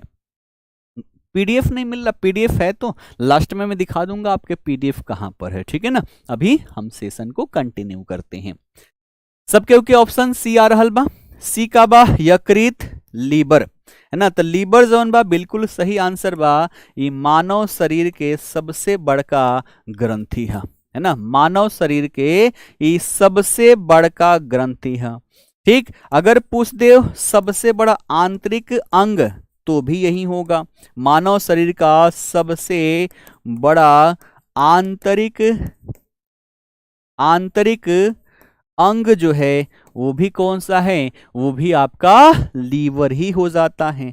और लीवर का काम क्या क्या होता है तो हमने कल ही पढ़ा था कि ये जो पित्त रस है, पित्त रस का ये क्या करता है, स्राव करता है ना। उसके बाद दूसरा काम तो ये विषहरण का काम करता है, यानी कि हम दारू वारू पीते हैं तो सबसे पहले लीवर खराब होता है। अगर हम जहर खा ले तो सबसे पहले लीवर अपने आप के ऊपर उसको झेलता है, इस कारण से जल्दी हमारा लीवर खराब होता है। ठीक है, क्योंकि यही क्या करता है, जितने भी विषैले पदार्थ है उन सभी को ये तोड़ता है और तोड़कर ब्लड में मिलाता है, और तब वो जाकर वृक्क जो है वो ब्लड में से उसको निकाल के छान के शरीर से बाहर भेजता है। तो पहला खतरा जो होता है विष से वो किसको होगा, लीवर को होगा। ये बातें आप सभी को समझ में आ गई। ठीक है, अग्न्याशय की बात कर लें तो ये दूसरी सबसे बड़ी ग्रंथि है ना, दूसरी सबसे बड़ी, है ना, दूसरी सबसे बड़ी ग्रंथि अगर पूछ ले तो वो क्या हो जाएगा, अग्न्याशय हो जाएगा। और जो क्या स्राव करता है तो अग्न्याशयी रस। ठीक है ना, यहां पर ध्यान रखना, अग्नाशयी रस जो है, अग्नाशयी रस का ये क्या करेगा, स्राव करता है। और अग्नाशयी रस को ही हम क्या बोलते हैं, इसको हम बोलते हैं पूर्ण पाचक रस, है ना, पूर्ण पाचक रस, क्योंकि ये कार्बोहाइड्रेट, प्रोटीन और वसा तीनों का ही पाचन कर देता है, तीनों का ही पाचन कर देता है। और कई बार ये क्वेश्चंस आप सभी से पूछा गया है। अगला देखो कि कार्य का मात्रक क्या है। अब ये फिजिक्स से क्वेश्चन है ना, कार्य का मात्रक क्या है, जूल है, न्यूटन है, वॉट है, या फिर पास्कल है, बताएंगे कार्य का मात्रक क्या है। अगर साइंस में हम कार्य की बात करें, अब देखो साइंस में कुछ डिफिनीशन ऐसे हैं जिसके आधार पर तो कई सारे हम काम ही नहीं करते। जैसे मान लो आपको 2 किलोमीटर एक बोरा लेकर जाना है जिसमें मान लो चावल है, तो आप सर से उसको जमीन से उठाकर सर पर रखे, है ना, और उसको 2 किलोमीटर बाद ले जाके उतार दिए, तो काम कितना हुआ, काम उतना ही हुआ साइंस के लैंग्वेज में, जब आप उठाकर सर पर रखे और रखकर आप लेकर जा रहे हो, इसका मतलब आपने कार्य किया ही नहीं है। ठीक है, तो साइंस के भाषा में आपने कार्य किया ही नहीं है। और कार्य का मात्रक जो होता है वो क्या होता है, वो होता है जूल। है ना। कार्य का मात्रक क्या होता है, वो होता है आपका जूल। ठीक है, न्यूटन की बात करें तो न्यूटन किसका, न्यूटन जो है ये बल का मात्रक होता है। किसका, तो बल का मात्रक क्या होगा, बल का मात्रक न्यूटन हो जाएगा। वॉट की बात कर ले तो वॉट जो है ये शक्ति का मात्रक है ना, किसका, पावर का। ठीक है, शक्ति का जो मात्रक है उसे हम क्या बोलते हैं, उसे हम वॉट बोलते हैं। ये बातें समझ में आ गई। अगर बात करें कि जूल, एक जूल बराबर कितना होगा, तो आप ध्यान रखना, एक न्यूटन गुणा में एक मीटर, इसी को हम क्या बोलते हैं, इसी को हम जूल बोलते हैं। ठीक है, क्लियर है। आओ बढ़ते हैं आगे, अगला प्रश्न। अगला कह रहा है कि आनुवांशिकी के जनक किसे कहा जाता है, चार्ल्स डार्विन को, ग्रेगर जॉन मेंडल को, अलेक्जेंडर फ्लेमिंग को, या फिर लुई पाश्चर को, है ना। जेनेटिक्स के फादर किसे कहा जाता है, फादर ऑफ जेनेटिक्स किसे कहा जाता है। बी के साथ सभी जा रहे हैं, ग्रेगर मेंडल, है ना, इनका पूरा नाम क्या है, ग्रेगर जॉन मेंडल है। और ये सारे एनसीईआरटी के ही क्वेश्चन हैं, है ना, सब आपने एनसीईआरटी में पढ़ा होगा। ग्रेगर जॉन मेंडल, इनको आनुवांशिकी का जनक कहा जाता है। और इस बार क्वेश्चन बिहार दरोगा में और बिहार पुलिस वाले में पूछा गया है कि इन्होंने किस पर रिसर्च किया आनुवांशिकी को जानने के लिए, तो क्या लिखोगे, लिखोगे मटर का पौधा। ठीक है, मटर का पौधा जो था, मटर के पौधा पर इन्होंने क्या किया, रिसर्च किया हुआ था। और इससे इन्होंने कई सारी थियरीज निकाली, है ना, कई सारी इन्होंने क्या की, थियरीज यहां पर निकाली। ठीक है, जैसे इन्होंने यहां पर एक नियम दिया जिसे प्रभाविता का नियम कहते हैं। क्या कहते हैं, प्रभाविता का नियम कहते हैं। ठीक है, फिर इन्होंने यहां पर एक नियम दिया जिसे पृथक्करण का, है ना, पृथक्करण का नियम कहा जाता है। ठीक है, तो ये सारा चीज किसने दिया, ग्रेगर जॉन मेंडल ने ही यहां पर दिया हुआ था। ठीक है ना, क्लियर है। चलो अगला प्रश्न देखते हैं। अगला कहते हैं, अगला प्रश्न है कि शुष्क बर्फ क्या है, ठोस नाइट्रोजन है, ठोस ऑक्सीजन है, ठोस कार्बन डाइऑक्साइड है, या फिर जमी हुई बर्फ है ना। व्हाट इज ड्राई आइस, ये बिहार पुलिस में पूछा गया प्रश्न है कि ड्राई आइस क्या है। चलो बी और सी के साथ जा रहे, कुछ बी कह रहे हैं, कुछ सी कह रहे हैं। अब बहुमत सी हो गया, और सी वाले जितने भी हैं सभी क्या है, यहां पर बिल्कुल सही है। जो हमारा शुष्क बर्फ होता है ना, वो क्या होता है, कुछ और नहीं होता, ये ठोस कार्बन डाइऑक्साइड होता है, सॉलिड कार्बन डाइऑक्साइड होता है, इसी को शुष्क बर्फ कहा जाता है। ठीक है, और ये क्या होता है, ये ठोस से सीधे गैस में, है ना, ठोस से सीधे गैस में बदल जाता है ना, ठोस से सीधे गैस में ये बदल जाता है। और जो ठोस से सीधे गैस में बदल जाए उसे हम क्या बोलते हैं, इस प्रक्रिया को हम बोलते हैं ऊर्ध्वपातन, है ना, ऊर्ध्वपातन कहते हैं। तो शुष्क बर्फ जो है वो ऊर्ध्वपातित पदार्थ होता है जो ठोस से सीधे गैस में बदल जाता है। ठीक है, क्लियर है यहां तक, इतने में किसी को कोई डाउट। अब बात करें इसका प्रयोग कहां पर किया जाता है, इसके प्रयोग अगर पूछ दे तो आप क्या बताओगे, आप बताओगे शीतलन में, है ना, यानी कि कहीं पर भी कूलिंग करना हो, ठंडा करना हो, वहां पर इसका प्रयोग किया जाता है। और साथ ही साथ आपने देखा होगा ना, है ना, कृत्रिम कोहरा। ठीक है, कृत्रिम कोहरा बनाने में आजकल शादियों में बड़ा प्रयोग हो रहा है इसका। आपने देखा होगा दुल्हा दुल्हन जो है वरमाला लिए हैं और नीचे पूरा क्या है, कोहरा ही कोहरा है, ऐसे लगता है कि वो, है ना, इंद्र जी के एरिया में शादी विवाह कर रहे हैं। तो वहां पर जो प्रयोग किया जाता है वो इसी शुष्क बर्फ का, है ना, इसी शुष्क बर्फ का प्रयोग किया जाता है। चले के बढ़ल जाओ अगला प्रश्न की ओर। अगला प्रश्न कह रहा बा कि इंसुलिन के कमी से कौन रोग होला। अब आओ 2-4 क्वेश्चन भोजपुरी में पढ़ते हैं, मजा आएगा ना। ठीक है ना,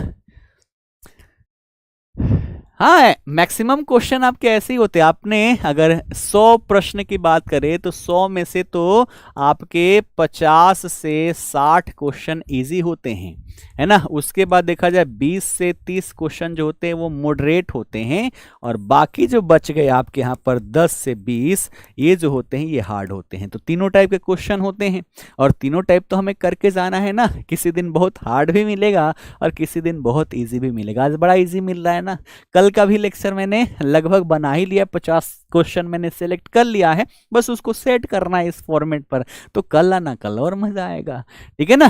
चलो यहां पर अगर बात करें इंसुलिन की कमी से कौन सा रोग होता है, अब मधुमक्खी कौन सा रोग है भाई, कौन है ये मधुमक्खी वाला, छत्ता लगाना है क्या यहाँ पर, अच्छा सरकारी भौजी है, सरकारी भौजी बाड़ी अपना क्लास में हमने के तो मालूम ही ना रहा, भौजियों बाड़ी तो सरकारी, भैया ऐसे ऐसे नाम रखते हो, क्या ही कहें, सरकारी भौजी है ना।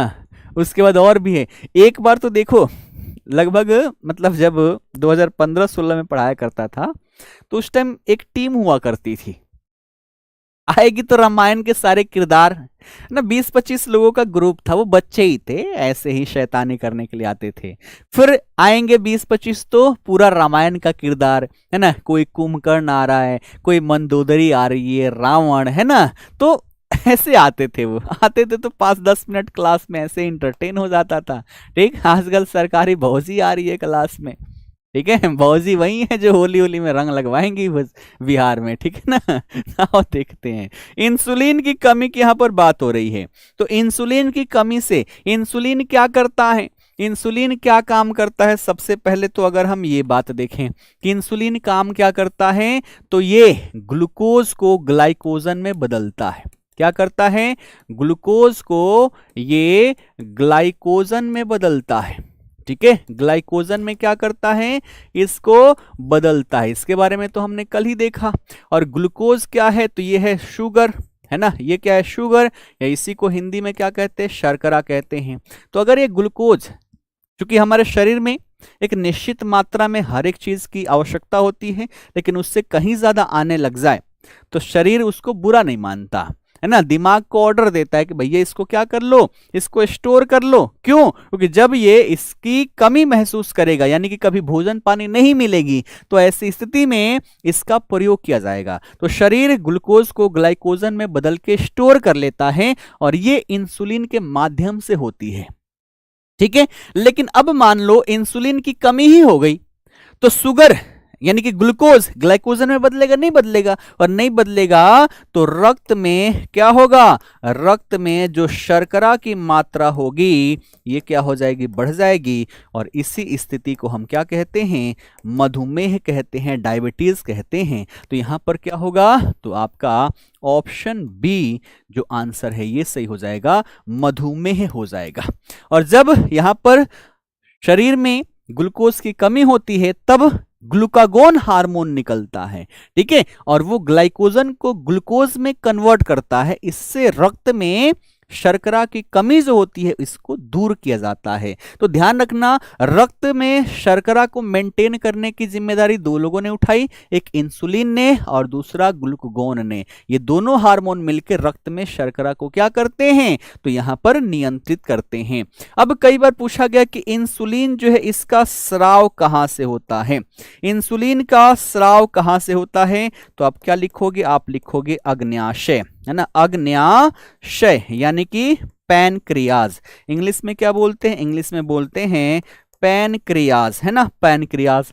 अब देखो और डीप में क्या पूछा जाता है, अग्न्याशय में कहां से, तो अग्न्याशय में एक एरिया है जिसे हम क्या बोलते हैं, उसे हम बोलते हैं लैंगरहैंस, है ना, लैंगरहैंस की द्वीपिका, की द्वीपिका, ठीक है, यानी कि आइलेट्स ऑफ लैंगरहैंस इसे इंग्लिश में कहते हैं।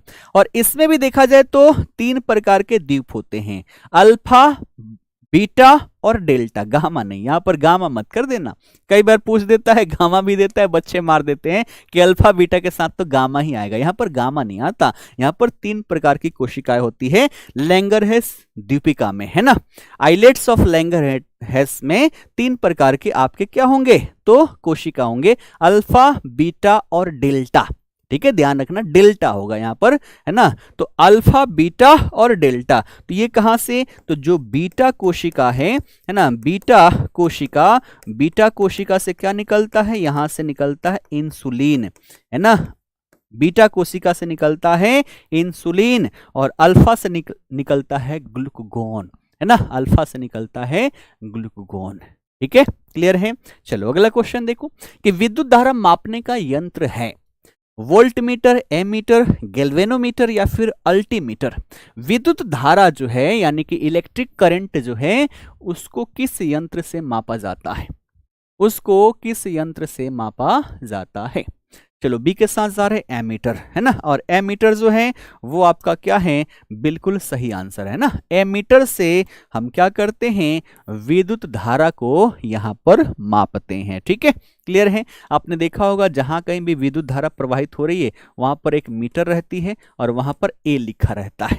ठीक है, और एक मीटर आप देखते होंगे, है ना, जहां पर मीटर होती है और वहां पर वी लिखा रहता है। तो वी का मतलब क्या हो गया, वी का मतलब हो गया वोल्ट मीटर। क्या हो गया, वोल्ट मीटर, जो कि वोल्टेज को मापा जाता है, वोल्ट मीटर, है ना। इससे क्या, तो वोल्टेज को मापते हैं। क्या मापते हैं, वोल्टेज। हिंदी में बोलते हैं विभवांतर, है ना, विभवांतर। इंग्लिश में क्या बोलते हैं, वोल्टेज। तो वोल्टेज को मापने के लिए वोल्ट मीटर हो गया, और एमीटर जो हो गया ये विद्युत धारा को, इलेक्ट्रिक करंट को इससे मेजरमेंट किया जाता है। ठीक है ना। इतना बड़ा बड़ा क्वेश्चन यूपी पीसीएस का कॉपी बिहार पुलिस करता है, बिल्कुल करेगा, है ना, बिल्कुल करेगा। आप प्रश्न पत्रों को उठाकर देख लो। मैं बार बार बोलता हूं, घटना चक्र की एक पब्लिकेशंस की पुस्तकें आती हैं, है ना, हर सब्जेक्ट का है। ठीक है, तो उसमें अगर साइंस का अपने घटना चक्र ले लिया तो साइंस से कहां कहां पर क्या क्या क्वेश्चंस पूछे गए सब कुछ उसमें है। और एक बार उसको पढ़ लिए तो भैया क्वेश्चन आपके वहीं से आ जाते हैं, उससे बाहर तो जाएंगे ही नहीं। ठीक है, तो क्वेश्चन रिपीट होते हैं। आज बिहार में पूछा गया, कल उसको मध्य प्रदेश में पूछा जाएगा, है ना। परसों राजस्थान में जो पूछा गया कल आपका बिहार में पूछ लिया जाएगा। तो ऐसे रिपीट होते हैं, क्वेश्चन वहीं से तो पूछेगा, है ना, क्वेश्चन वहीं से तो पूछेगा, कहाँ कुछ अलग कहाँ से आएगा। ठीक है ना। सर मैं गरीब हूं, ले लो पैसे मुझसे, मेरे पास बहुत सारे पैसे हैं, है ना, कंगाली चल रही है मेरी भी।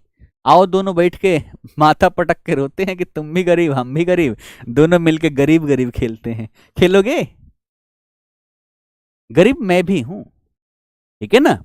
और हर कोई इंडिया में मैक्सिमम लोग क्या है, गरीब हैं। अंबानी हम भी नहीं है, हमारे पास कुछ पैसा नहीं है, हम माइनस में चल रहे हैं आजकल।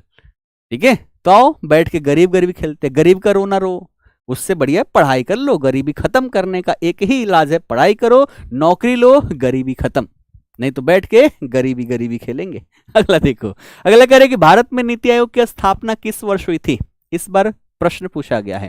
ठीक है, जितने क्वेश्चंस मैंने देखा ना, मैक्सिमम क्वेश्चन तो इस बार पूछे गए हैं। 6 शिफ्ट में जो बिहार पुलिस वाला पेपर हुआ, है ना, बिहार दरोगा वाला 2 शिफ्ट में हुआ, क्वेश्चंस पूछे गए हैं यहाँ पर, है ना। 2 नहीं 4 शिफ्ट में बिहार दरोगा का पेपर हुआ है। चलो यहाँ पर क्या है, बी के साथ सभी जा रहे हैं। बी क्या है, 2015 ना, 2015 जो है बिल्कुल सही आंसर है। ठीक है, 2015 में नीति आयोग की स्थापना की गई। कब, 1 जनवरी को। ठीक है, और बिहार पुलिस में ये डेट भी पूछा गया, 1 जनवरी 2015 को। किसके द्वारा, तो जो मोदी सरकार आई इसके द्वारा यहां पर लाया गया। अगर पूछा जाए कि ये किसका स्थान लिया, है ना, ये किसका स्थान लिया, तो ये स्थान जो लिया है वो किसका लिया है, आप सभी कमेंट करके बताओ। तब तक बात करें इसका फुल फॉर्म, है ना, नीति आयोग जो है, नीति आयोग का फुल फॉर्म क्या हो जाता है, तो इसका हो जाता है नेशनल इंस्टीट्यूट। फुल फॉर्म पूछा गया है बिहार पुलिस में, तो क्या बोलोगे, national institute for transforming India, transforming India. ठीक है, ये इसका क्या है, फुल फॉर्म है, कई बार पूछा गया है, बहुत बढ़िया, है ना। ये स्थान किसका लिया, तो ये स्थान लिया योजना आयोग का। ठीक है, यहां पर लिख लेना, योजना आयोग का ये स्थान लिया। योजना आयोग का काम क्या था, इसका काम था पंचवर्षीय योजना, है ना, पंचवर्षीय योजना जो है इसके लिए यहाँ पर जितना भी काम करना है वो सारा इसके माध्यम से किया जाता था। ये national institute of transforming India क्या काम करता है, तो भारत के एक थिंक टैंक के रूप में काम करता है। बात करें इसके अध्यक्ष कौन होते हैं, तो अध्यक्ष जो होते हैं वो प्रधानमंत्री होते हैं, और उपाध्यक्ष जो है यहाँ पर नियुक्त किए जाते हैं। ठीक है ना, तो अध्यक्ष हमेशा इसके प्राइम मिनिस्टर ही होते हैं। अगला देखो, कह रहा है कि सफेद क्रांति का संबंध किससे है, अंडा उत्पादन से, दूध उत्पादन से, मत्स्य उत्पादन से, या फिर गेहूं उत्पादन से। सफेद क्रांति, है ना, इंग्लिश में क्या है, व्हाइट रिवोल्यूशन। तो व्हाइट रिवोल्यूशन प्रदूषण का संबंध किससे है? सफेद क्या है? सफेद है हमारा यहाँ पर दूध, है ना। तो ध्यान रखना, इसका अगर संबंध देखें तो इसे दूध उत्पादन से जोड़ा जाता है और इसी को ऑपरेशन फ्लड भी कहा जाता है। क्या कहा जाता है? ऑपरेशन फ्लड भी कहा जाता है। ठीक है, ऑपरेशन फ्लड अगर पूछे तो ये भी हमारा दूध उत्पादन से है। इसका मूल उद्देश्य क्या था? कि दूध के उत्पादन के क्षेत्र में हम अपने आप को आत्मनिर्भर बना सके, और हमने इतना दूध उत्पादन किया है कि आज हम आत्मनिर्भर ही नहीं हैं, अपितु हमारे दूध के बने हुए प्रोडक्ट जो हैं वो विदेशों में भी भेजे जा रहे हैं। लेकिन आज भी देखा जाए इसमें बड़े स्तर पर घपला भी किए जा रहे हैं। एक मेरे भी परिवार में है, क्या ही कहें, है ना। दूध से खूब पैसा कमाते, हर महीने 5-6 महीने कमाते तो है ना, हर महीने 5-6 लाख कमाते हैं, लेकिन उसमें आधा से ज्यादा डुप्लीकेट दूध बनाते हैं। गांव आते हैं, गांव से क्या करेंगे? तो गांव से वो जो होता है ना चंपई रंग लेकर जाते हैं, क्योंकि छाली पड़ी और थोड़ी सी पीली पड़े तो कहा जाएगा कि असली दूध है।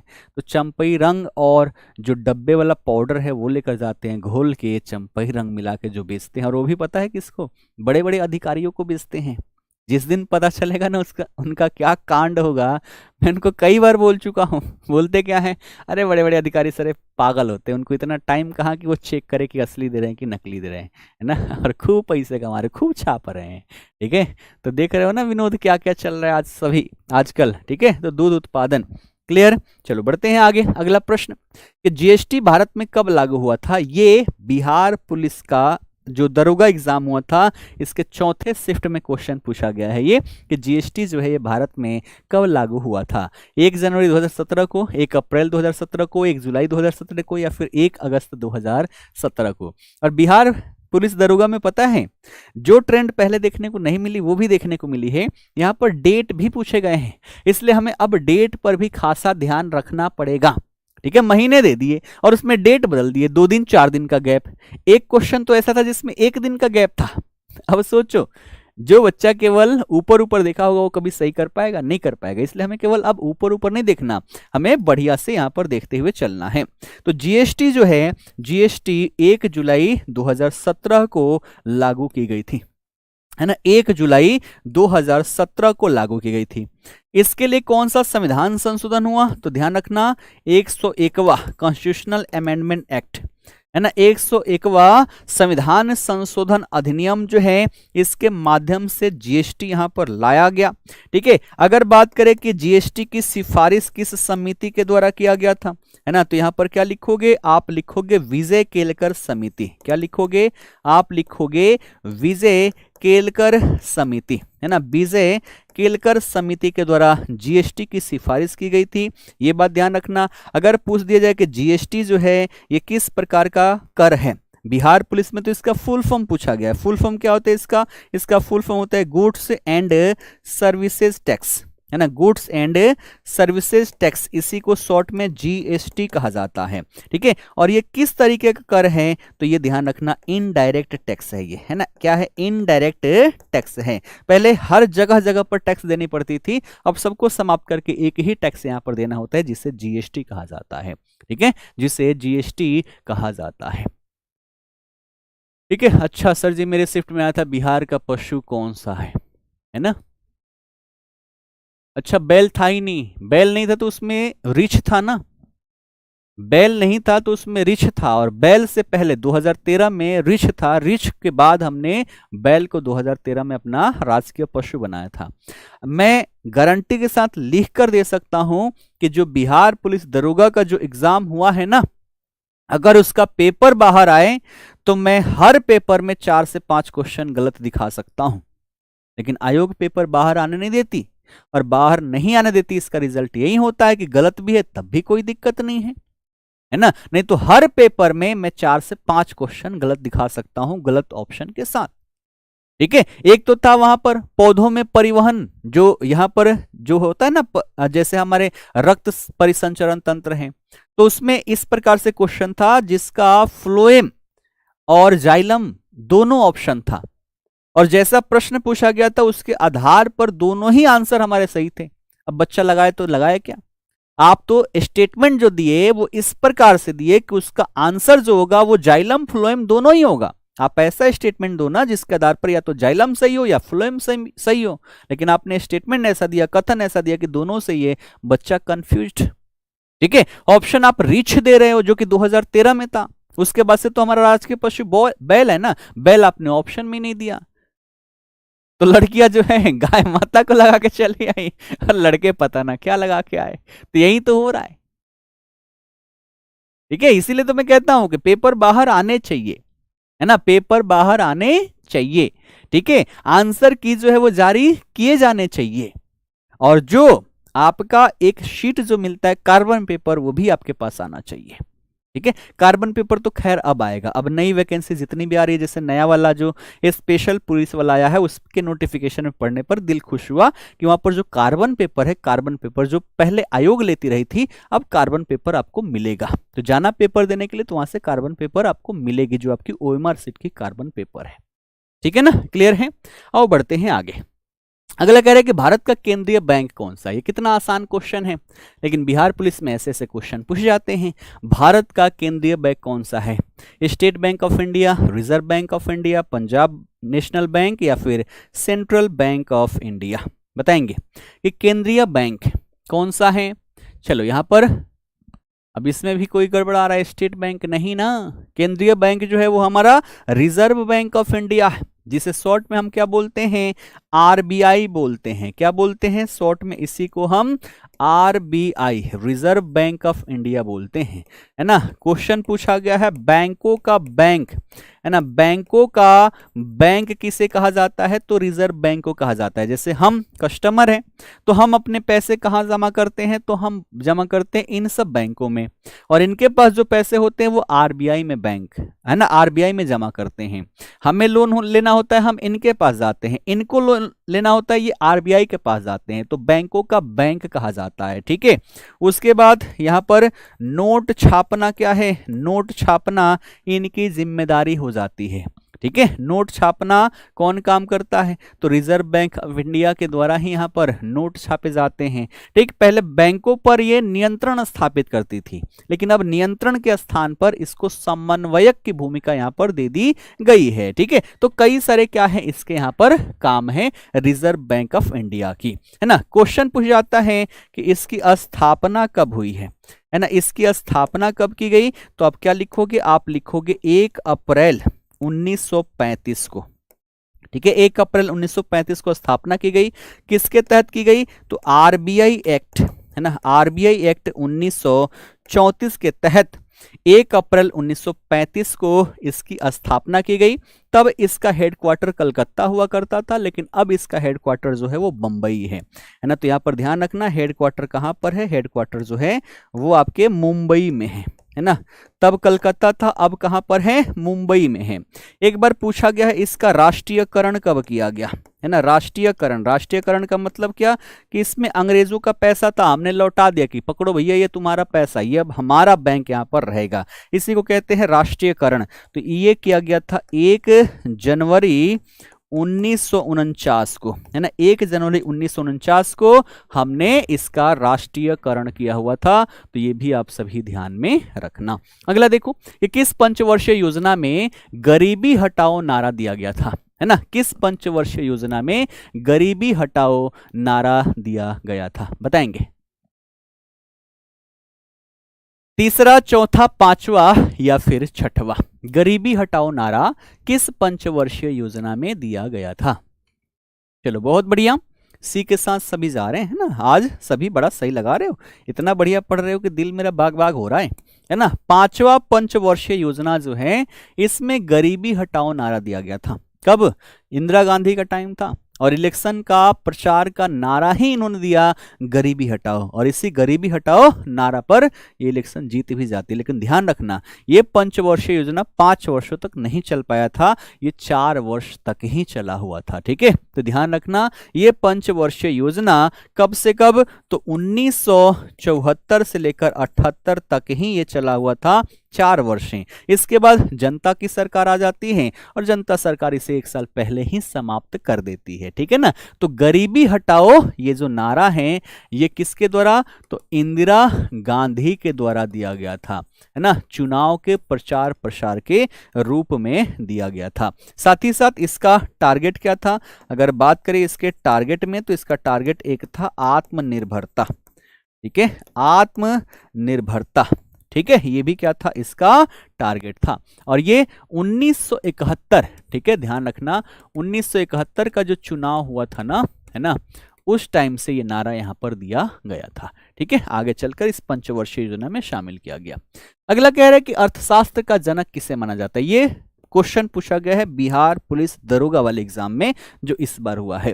अर्थशास्त्र के जनक किसे माना जाता है, कार्ल मार्क्स को, एडम स्मिथ को, जॉन कीन्स को, या फिर अमर्त्य सेन को। बताएंगे इसका आंसर क्या होगा। चलो बी के साथ सभी जा रहे, एडम स्मिथ, है ना, एडम स्मिथ, जो कि बिल्कुल सही आंसर है ना। एडम स्मिथ को अर्थशास्त्र का क्या कहा जाता है, अर्थशास्त्र का जनक माना जाता है। इनकी पुस्तक से क्वेश्चन पूछा जाता है कि इनकी पुस्तक कौन सी है ना, तो द वेल्थ ऑफ नेशन, है ना, क्या चीज, द वेल्थ ऑफ नेशंस। ठीक है, ये क्या है, ये इनकी पुस्तक है, इसमें इन्होंने बातें कही, है ना, और उसके आधार पर इनको अर्थशास्त्र का जनक माना जाता है। और एक पुस्तक ही अर्थशास्त्र, है ना, जहां से बार बार क्वेश्चन पूछा जाता है, ये क्या है, एक पुस्तक है। और इस पुस्तक के अगर हम बात करें लेखक के, तो लेखक कौन है, इसके लेखक है चाणक्य, है ना, आचार्य चाणक्य के द्वारा लिखा गया है। पुस्तक का नाम है अर्थशास्त्र, लेकिन अर्थशास्त्र से इसका लेना देना है नहीं, ये राजनीति पर लिखा गया पुस्तक है। तो राजनीति क्या है, राजनीति के इसका विषय है ना। तो राजनीति पर लिखा गया पुस्तक जो है वो है अर्थशास्त्र, चाणक्य के द्वारा लिखा गया है, इसमें कंफ्यूजन आना आप सभी लोग नहीं। ठीक है, अगला देखो कि मुद्रास्फीति से किसे लाभ होता है। अगर मुद्रास्फीति हो, इन्फ्लेशन हो, तो इससे लाभ किसको होगा, लेनदार को, देनदार को, पेंशन भोगी को, या फिर बचतकर्ता को। बताएं, ये इकोनॉमी से प्रश्न है कि मुद्रास्फीति अगर हुई तो इससे लाभ किसको होगा। यहां पर फंस जाओगे।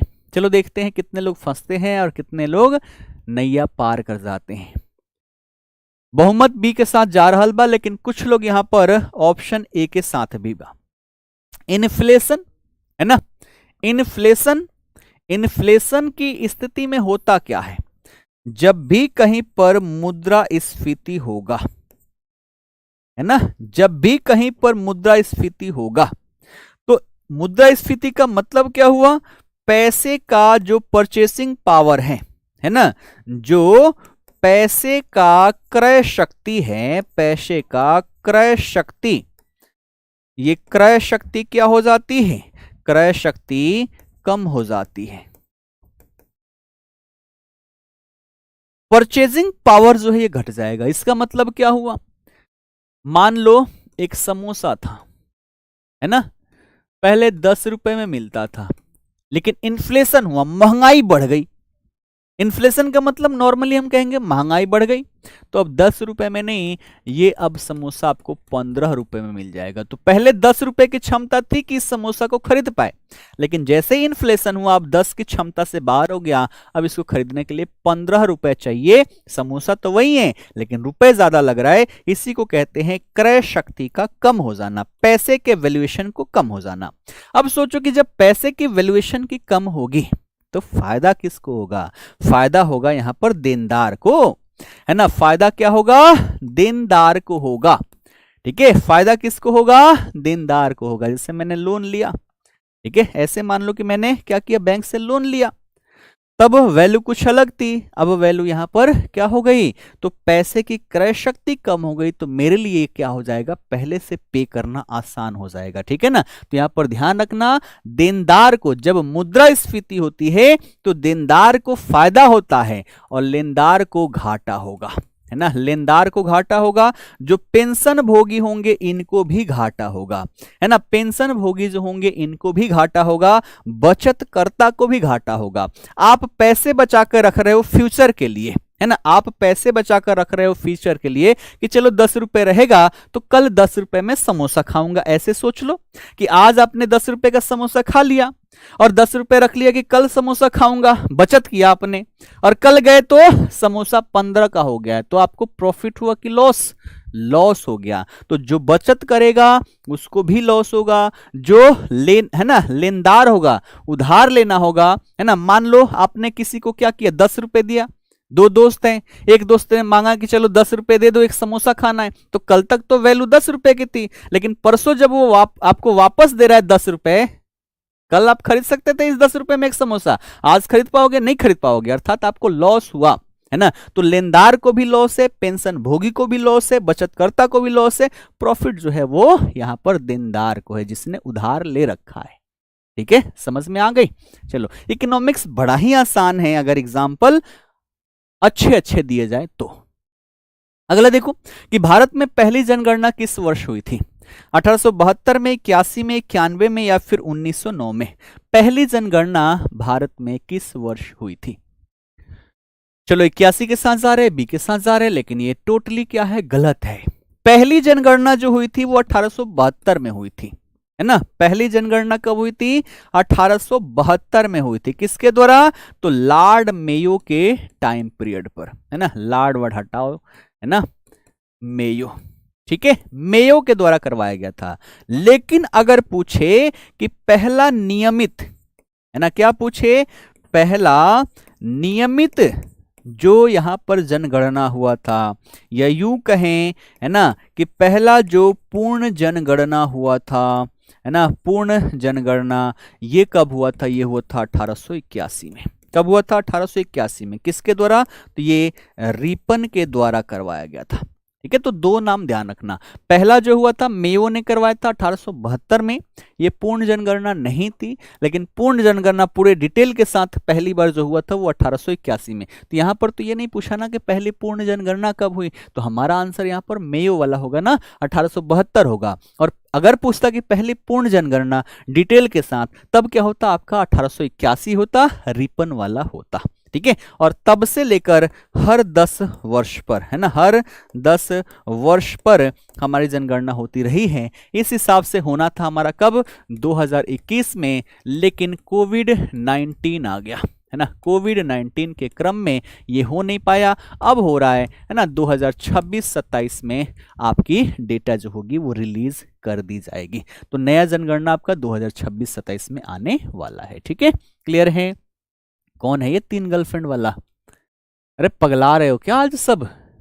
बाप रे बाप, 3 गर्लफ्रेंड।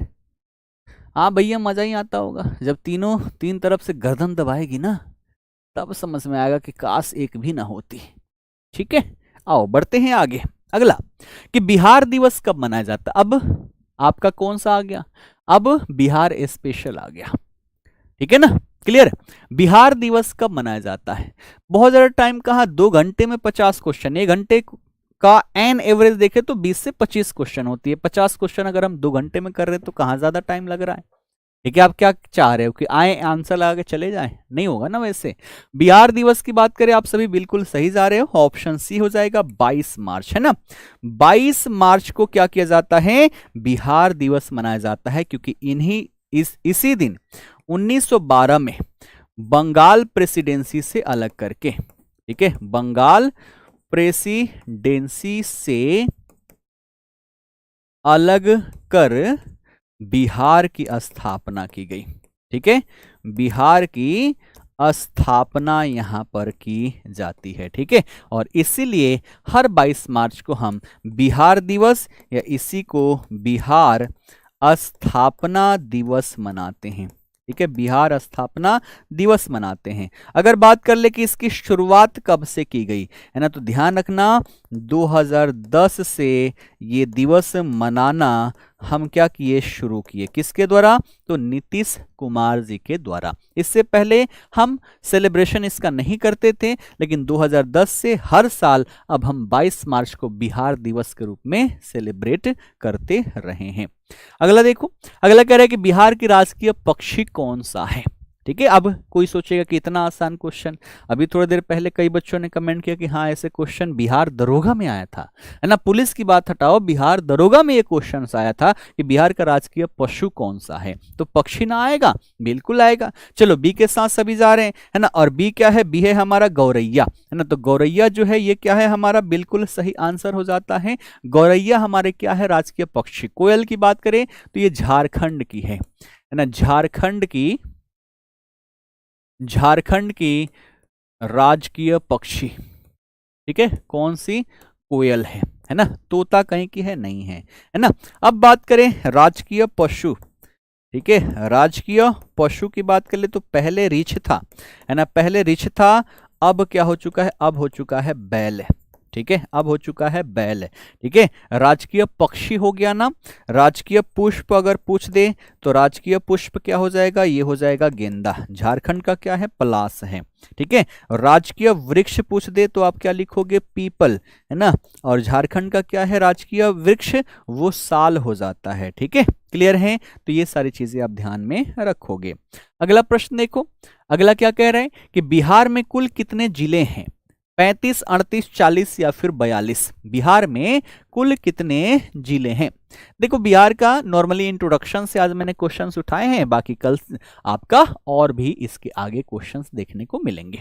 चलो बी के साथ सभी जा रहे हैं, 38, बिल्कुल बढ़िया है ना। बिहार में वर्तमान में देखें तो टोटल 38 जिले हैं, ठीक है। कितने, तो टोटल यहाँ पर 38 जिले हैं। जब झारखंड से अलग हुआ, है ना, यहाँ पर सिचुएशन देखो, झारखंड से अलग, है ना। तो झारखंड से अलग होने के टाइम पर 37 जिले थे, है ना। उससे पहले देखे तो टोटल 55 जिले थे। 18 जिले मिलाकर झारखंड की स्थापना कर दी गई तो बचे 37 जिले, ठीक है। दक्षिणी 18 जिले मिलाकर क्या बनाया गया था, तो झारखंड बनाया गया था, ठीक है। तो टोटल हमारे पास 37 जिले बचे। बाद में 2001 में, है ना, कब, 2001 में अगस्त में एक नया जिला बनाया गया, तब जाके यहां पर जिलों की संख्या हुई 38। तो अब मैं पूछूं कि सबसे नया जिला जो है, नया जिला या यूं कहें 38वां जिला कौन सा था, ये क्वेश्चन ये भी तो बन सकता है। तो 38वां जिला कौन सा बना हुआ था, ये बना हुआ था अरवल। कौन बना था, अरवल। किससे अलग करके, तो जहानाबाद से, है ना, ध्यान रखना, जहानाबाद से अलग कर, ठीक है। जहानाबाद से अलग करके अरवल की स्थापना की गई थी, ठीक है ना। अगला देखो, अगला कह रहा है कि क्षेत्रफल की दृष्टि से बिहार का भारत में कौन सा स्थान है, 11वां, 12वां, 13वां या फिर 15वां। क्षेत्रफल की दृष्टिकोण से, अभी साड़ी वाली कौन है भाई, क्या क्या कर रहे हो आजकल, है ना। साड़ी वाली, सूट वाली, है ना, जीन्स वाली, यही सब करो, बहुत बढ़िया है, जल्दी सिलेक्शन मिलेगा, है ना, जल्दी सिलेक्शन मिलेगा। क्षेत्रफल के दृष्टिकोण से सभी 12वीं के साथ जा रहे हैं, बिल्कुल सही है। अगर क्षेत्रफल के दृष्टिकोण से देखें तो राज्यों में 12वां स्थान है। जब इसमें यूटीज भी जोड़ दें, है ना, तब क्या हो जाएगा, 13वां हो जाएगा, ठीक है ना। तो क्षेत्रफल के दृष्टिकोण से 12वां। कितना है हमारा क्षेत्रफल, तो हमारा क्षेत्रफल है 94,163 वर्ग किलोमीटर। और ये भारत के कुल क्षेत्र का, है ना, भारत के कुल क्षेत्र का कितना है, 2.86% भाग पर अवस्थित है। वहीं बात करें जनसंख्या की दृष्टि से, है ना, जनसंख्या की दृष्टि से तो तीसरा, है ना, थर्ड स्टेट हम हो जाएंगे, तीसरे सबसे बड़े राज्य यहां पर हो जाएंगे। कौन, हम बिहार के लोग, ठीक। अगला देखो, अगला कह रहा है कि चंपारण सत्याग्रह के दौरान गांधी जी को बिहार आने का निमंत्रण किसने दिया था, राजेंद्र प्रसाद ने, अनुग्रह नारायण सिन्हा ने, राजकुमार शुक्ल ने या फिर जेबी कृपलानी ने। चंपारण सत्याग्रह के दौरान सबसे पहली बात तो क्वेश्चन पूछा गया है बिहार पुलिस में कि हुआ कब, है ना, ईयर पूछा गया है तो 1917, है ना। अगर बात करें इसका नेतृत्व किसने किया, तब क्या बताओगे, आप बताओगे गांधी जी। और अगर पूछ ले कि गांधी जी का भारत में पहला सत्याग्रह कौन सा था, भारत में प्रथम सत्याग्रह कौन सा था, तब भी आप क्या बताओगे, तब भी बताओगे चंपारण सत्याग्रह, और इसमें गांधी जी विजयी रहते हैं।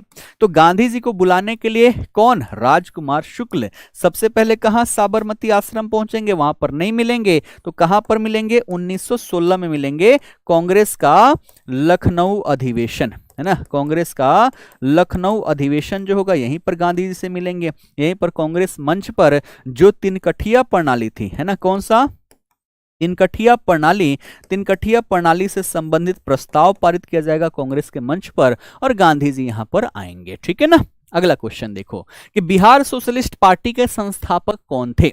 जयप्रकाश नारायण, सत्यभक्त, एम.एन. राय या फिर सुभाष चंद्र बोस। बिहार सोशलिस्ट पार्टी जो है ना, बिहार सोशलिस्ट पार्टी, इसके संस्थापक कौन थे? बिहार सोशलिस्ट पार्टी के संस्थापक कौन थे? अब देखो इससे जुड़े हुए दो डेट आपको देखने को मिलेगा, है ना, इससे जुड़े हुए आपको दो डेट, एक 1931, एक 1934। तो ये प्रश्न जो है 1931 वाला से है। इसमें आपका जयप्रकाश नारायण जो होगा ये क्या होगा, यहां पर सही होगा, है ना, 1931 में, है ना। कौन कौन? तो एक देखो यहां पर थे राम वृक्ष बेनीपुरी, है ना, राम वृक्ष बेनीपुरी। ठीक है। दूसरे यहां पर कौन से थे? तो दूसरे थे यहां पर गंगा शरण सिंह, है ना, गंगा शरण सिंह। और तीसरे जो थे यहां पर ये थे जयप्रकाश नारायण। कौन? जयप्रकाश नारायण। और तीनों ने मिलकर क्या किया? तो इसका गठन किया। लेकिन अगर बात करता, यहां पर प्रश्न पूछता किसका? औपचारिक गठन, है ना, औपचारिक रूप से। औपचारिक गठन कब हुआ, है ना, अगर पूछता क्या चीज? औपचारिक गठन, तो औपचारिक गठन हुआ था आपका 1934 में। कहां पर? अंजुमन इस्लामिया हॉल में। कहां पर? अंजुमन इस्लामिया हॉल में। अंजुमन इस्लामिया हॉल में। ये कहां पर है? ये है पटना में। और यहां पर अध्यक्ष कौन रहते हैं? तो अध्यक्ष रहते हैं आचार्य नरेंद्र देव, है ना, आचार्य नरेंद्र देव जो है यहां पर क्या रहेंगे? अध्यक्ष रहेंगे। तो 1934 वाला पूछता तो यहां पर आचार्य नरेंद्र देव आपका आंसर होता। ठीक है। अगला देखो कि विक्रमशिला विश्वविद्यालय की स्थापना किसने की थी? गोपाल, धर्मपाल, देवपाल या फिर रामपाल। विक्रमशिला विश्वविद्यालय की स्थापना किसने की थी? बताएंगे क्या हो जाएगा इसका आंसर? अब देखो बहुत नजदीक आ चुके हैं, 50 अपना कंप्लीट होने वाला है, 2 घंटे भी कंप्लीट होने वाले, तो 2 घंटे का एन एवरेज हम रेगुलर लेकर चलने वाले हैं। ठीक है ना। क्या हो जाएगा यहां पर? चलो बहुत बढ़िया। अगर हम बात करें विक्रमशिला विश्वविद्यालय की, तो इसकी स्थापना कौन करेगा? इसकी स्थापना धर्मपाल के द्वारा किया जाएगा। कहां पर? तो ये है आपके भागलपुर में, है ना। कहां पर है? भागलपुर में। अगर पूछ ले किस शाखा से जुड़ा हुआ था, तो आप क्या लिखोगे? बौद्ध धर्म का वज्रयान शाखा, है ना, वज्रयान बौद्ध धर्म, है ना, वज्रयान बौद्ध धर्म से जो संबंधित शिक्षा थी, इसके लिए ये यहां पर महत्व रखता है। गोपाल के बारे में हमने पढ़ा था, पाल शासक गोपाल, ये उदंतपुरी विश्वविद्यालय की स्थापना किया था। किसका? उदंतपुरी विश्वविद्यालय, है ना, इसकी स्थापना किया था। और एक पूछ जाता है क्या चीज? नालंदा विश्वविद्यालय, है ना, नालंदा विश्वविद्यालय पूछ जाता है। तो इसकी स्थापना किसने की थी? कुमार गुप्त ने, है ना, कुमार गुप्त प्रथम ने। ठीक है। और तीनों को नष्ट किसने किया? तो बख्तियार खिलजी के द्वारा तीनों को नष्ट कर दिया जाता है। ठीक है। अगला देखो कि बिहार का सबसे साक्षर जिला कौन सा है 2011 की जनगणना के अनुसार, है ना, 2011 की जनगणना के अनुसार बिहार का सबसे साक्षर जिला कौन सा है ना, पटना, रोहतास, मुंगेर या फिर भोजपुर। कौन सा हो जाएगा? चलो बी के साथ सभी जा रहे हैं, है ना, और बी जो है रोहतास है। बहुत बढ़िया है। सबसे साक्षर जिला जो है वो कौन सा है? रोहतास। कितना है साक्षरता दर? तो यहां पर है 73.37%, है ना, 73.37% यहां पर क्या है? साक्षरता दर। और सबसे कम साक्षर अगर पूछ ले, है ना, सबसे कम साक्षर जिला, है ना, सबसे कम साक्षर जिला, तब क्या बताओगे? तब बताओगे आप पूर्णिया, है ना, 51.1%। ठीक है। अगर बात करें बिहार की साक्षरता दर, है ना, बिहार की साक्षरता दर, बिहार की साक्षरता दर तो ये कितना है, तो 61.8% है 2011 के अनुसार। अब सुधार हुआ है, लगभग 74% के आसपास बिहार की साक्षरता दर आ चुकी है। नया वाला जनगणना जो होगा उसमें देखने को मिलेगा। साक्षरता के दृष्टिकोण से हम राज्य में 28वें नंबर पर है, सबसे पीछे हैं, लेकिन नए वाले डेटा में देखें तो हम एक पायदान आगे बढ़ चुके हैं, हम 27वें नंबर पर आ चुके हैं। तो नई डेटा आएगी तो आपको वो देखने को मिलेगा, ठीक है ना। अगला देखो, सेकेंड लास्ट, इसके बाद है ना, सेकेंड लास्ट है कि बिहार के प्रथम मुख्यमंत्री कौन थे। डॉक्टर श्री कृष्ण सिंह, कर्पूरी ठाकुर, भोला पासवान शास्त्री या फिर महामाया प्रसाद, पहले मुख्यमंत्री। ये एक बार नहीं बार बार पूछा गया है, ठीक है ना। तो ऑप्शन ए के साथ सभी लोग जा रहे हैं, और ऑप्शन ए क्या है, ये है हमारा डॉक्टर श्री कृष्ण सिंह, है ना। क्या आंसर हो जाएगा, ये हो जाएगा डॉक्टर श्री कृष्ण सिंह, ठीक है। कब पहली बार, तो 1937 में चुनाव होगा, और 1937 में पहली बार ये मुख्यमंत्री बनेंगे, और 1961 तक ये बिहार के मुख्यमंत्री रहते हैं, ठीक है ना। क्लियर है। तो 1935 के अधिनियम के आधार पर 1937 में जो चुनाव हुआ था, है ना, उसमें से 98 सीटों पर कांग्रेस विजयी रही थी, और उसके आधार पर पहले मुख्यमंत्री के रूप में श्री कृष्ण सिंह जो है यहां पर शपथ लेते हैं। अब पूछ ले वर्तमान, है ना, वर्तमान चीफ मिनिस्टर, तो ये कौन है, ये हैं नीतीश कुमार जी, है ना। कौन है, नीतीश कुमार जी हैं, ठीक है। और इन्होंने मुख्यमंत्री के रूप में कितनी बार, तो 10वीं बार शपथ ली है ना। 10वीं बार शपथ लेने वाला मुख्यमंत्री, भैया दुनिया में पहला ऐसा आदमी है जिसने किसी राज्य के 10वीं बार मुख्यमंत्री के रूप में शपथ लिया है। और गिनीज वर्ल्ड ऑफ रिकॉर्ड जो बुक होती है ना, उसमें नीतीश कुमार का नाम जो है ये दर्ज हो चुका है। भैया करो कुछ भी, है ना, जीते कोई भी, लेकिन मुख्यमंत्री तो हम ही रहेंगे। और आजकल इतने इनके वीडियो वायरल हो रहे हैं, इनकी कहानियां देख देख के तो दिल खुश हो जाता है कि हमारे राज्य के मुख्यमंत्री है, क्या ही कहें। पढ़े लिखे तो हैं भैया, इंजीनियर हैं, लेकिन अब इनकी माइंड जो है, माइंडसेट जो है, वो एक नेता के रूप में नहीं रखा जा सकता, ठीक है। तो अब इनको सुधार करना पड़ेगा, ठीक है। चलो बड़े आगे, चलो आज का ये लास्ट क्वेश्चन है कि सोन और गंगा नदी का संगम बिहार के किस जिले में स्थित है। भोजपुर, पटना, मुंगेर या फिर सारण। लास्ट क्वेश्चन है आज का कि सोन और गंगा नदी का संगम बिहार के किस जिले में स्थित है।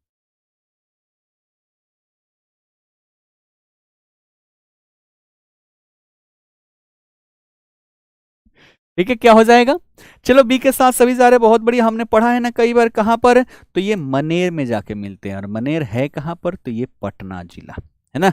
तो पटना जिला में देखा जाए तो कहां, तो मनेर में जाकर मिल जाता है, ठीक है। यही गंगा और सोन के संगम पर पाटलिपुत्र जो है, पाटलिपुत्र नगर की स्थापना की गई, है ना। पाटलिपुत्र नगर की स्थापना की गई, किसने किया, तो उदयन ने किया, आप सबको पता ही है। और इसी को ये क्या करेगा, अपनी राजधानी बनाएगा, है ना। और पाटलिपुत्र को पटना के रूप में किसने, तो शेर शाह सूरी जो है ना, शेर शाह सूरी के द्वारा 1541 में क्या किया जाता है, स्थापित किया जाता है। तो ये है अपना पटना, ठीक है ना। क्लियर है। तो ये टोटल 50 क्वेश्चन थे, 50 में से आप सभी के कितने सही हुए, ईमानदारी के साथ सभी अवश्य बताना। तब तक मैं आप सभी के लिए यहाँ पर होमवर्क दे देता हूँ। ये आज का होमवर्क है, कल का सेशन हम इसी के माध्यम से शुरू करेंगे कि भारतीय संविधान का कौन सा अनुच्छेद धर्म, मूल वंश, जाति, लिंग, ये जन्म के स्थान पर, है ना, इन सभी के आधार पर भेदभाव को रोकता है। कौन सा है, अनुच्छेद 14, 15, 16 या फिर 17। आप सभी लोग कमेंट बॉक्स में जाकर इसका आंसर अवश्य ही देना। बाकी सेशन कैसा लगा आप सभी कमेंट बॉक्स में अवश्य ही बताना। पूरे सेशन में कोई डाउट रहा हो तो भी आप सभी अवश्य ही बताना, हिचकिचाना मत। मैं नहीं चाहता कि अपने सेशन में कोई भी डाउट लेकर जाए, हर एक डाउट को क्लियर करते हुए हमें आगे बढ़ते हुए चले जाना है, ठीक है। तो हमें सेशन के समाप्त कर रहा बानी। कैसन लागल सेशन, भोजपुरी में बतावे के मन करी तो भोजपुरी में बताइए हलो, हिंदी में बतावे के मन करे हिंदी में बताइए हलो, चाहे इंग्लिश में, जौना में मन करे वो में बताइए हलो। हम तो चाहें कि बिहार के सब जितना भाई बहन लोग बा सबके भोजपुरी में अपन विचार यहाँ पर रखे कि जो कमेंट पढ़ते हैं ना वो एक बार मुझसे पूछे कि सर जी इसका अर्थ क्या है। ठीक है, इस प्रकार से आप सभी लोग कमेंट यहाँ पर करना। फिलहाल सेशन को यहीं पर समाप्त करते हैं। आप सभी का बहुत बहुत धन्यवाद। जय हिंद।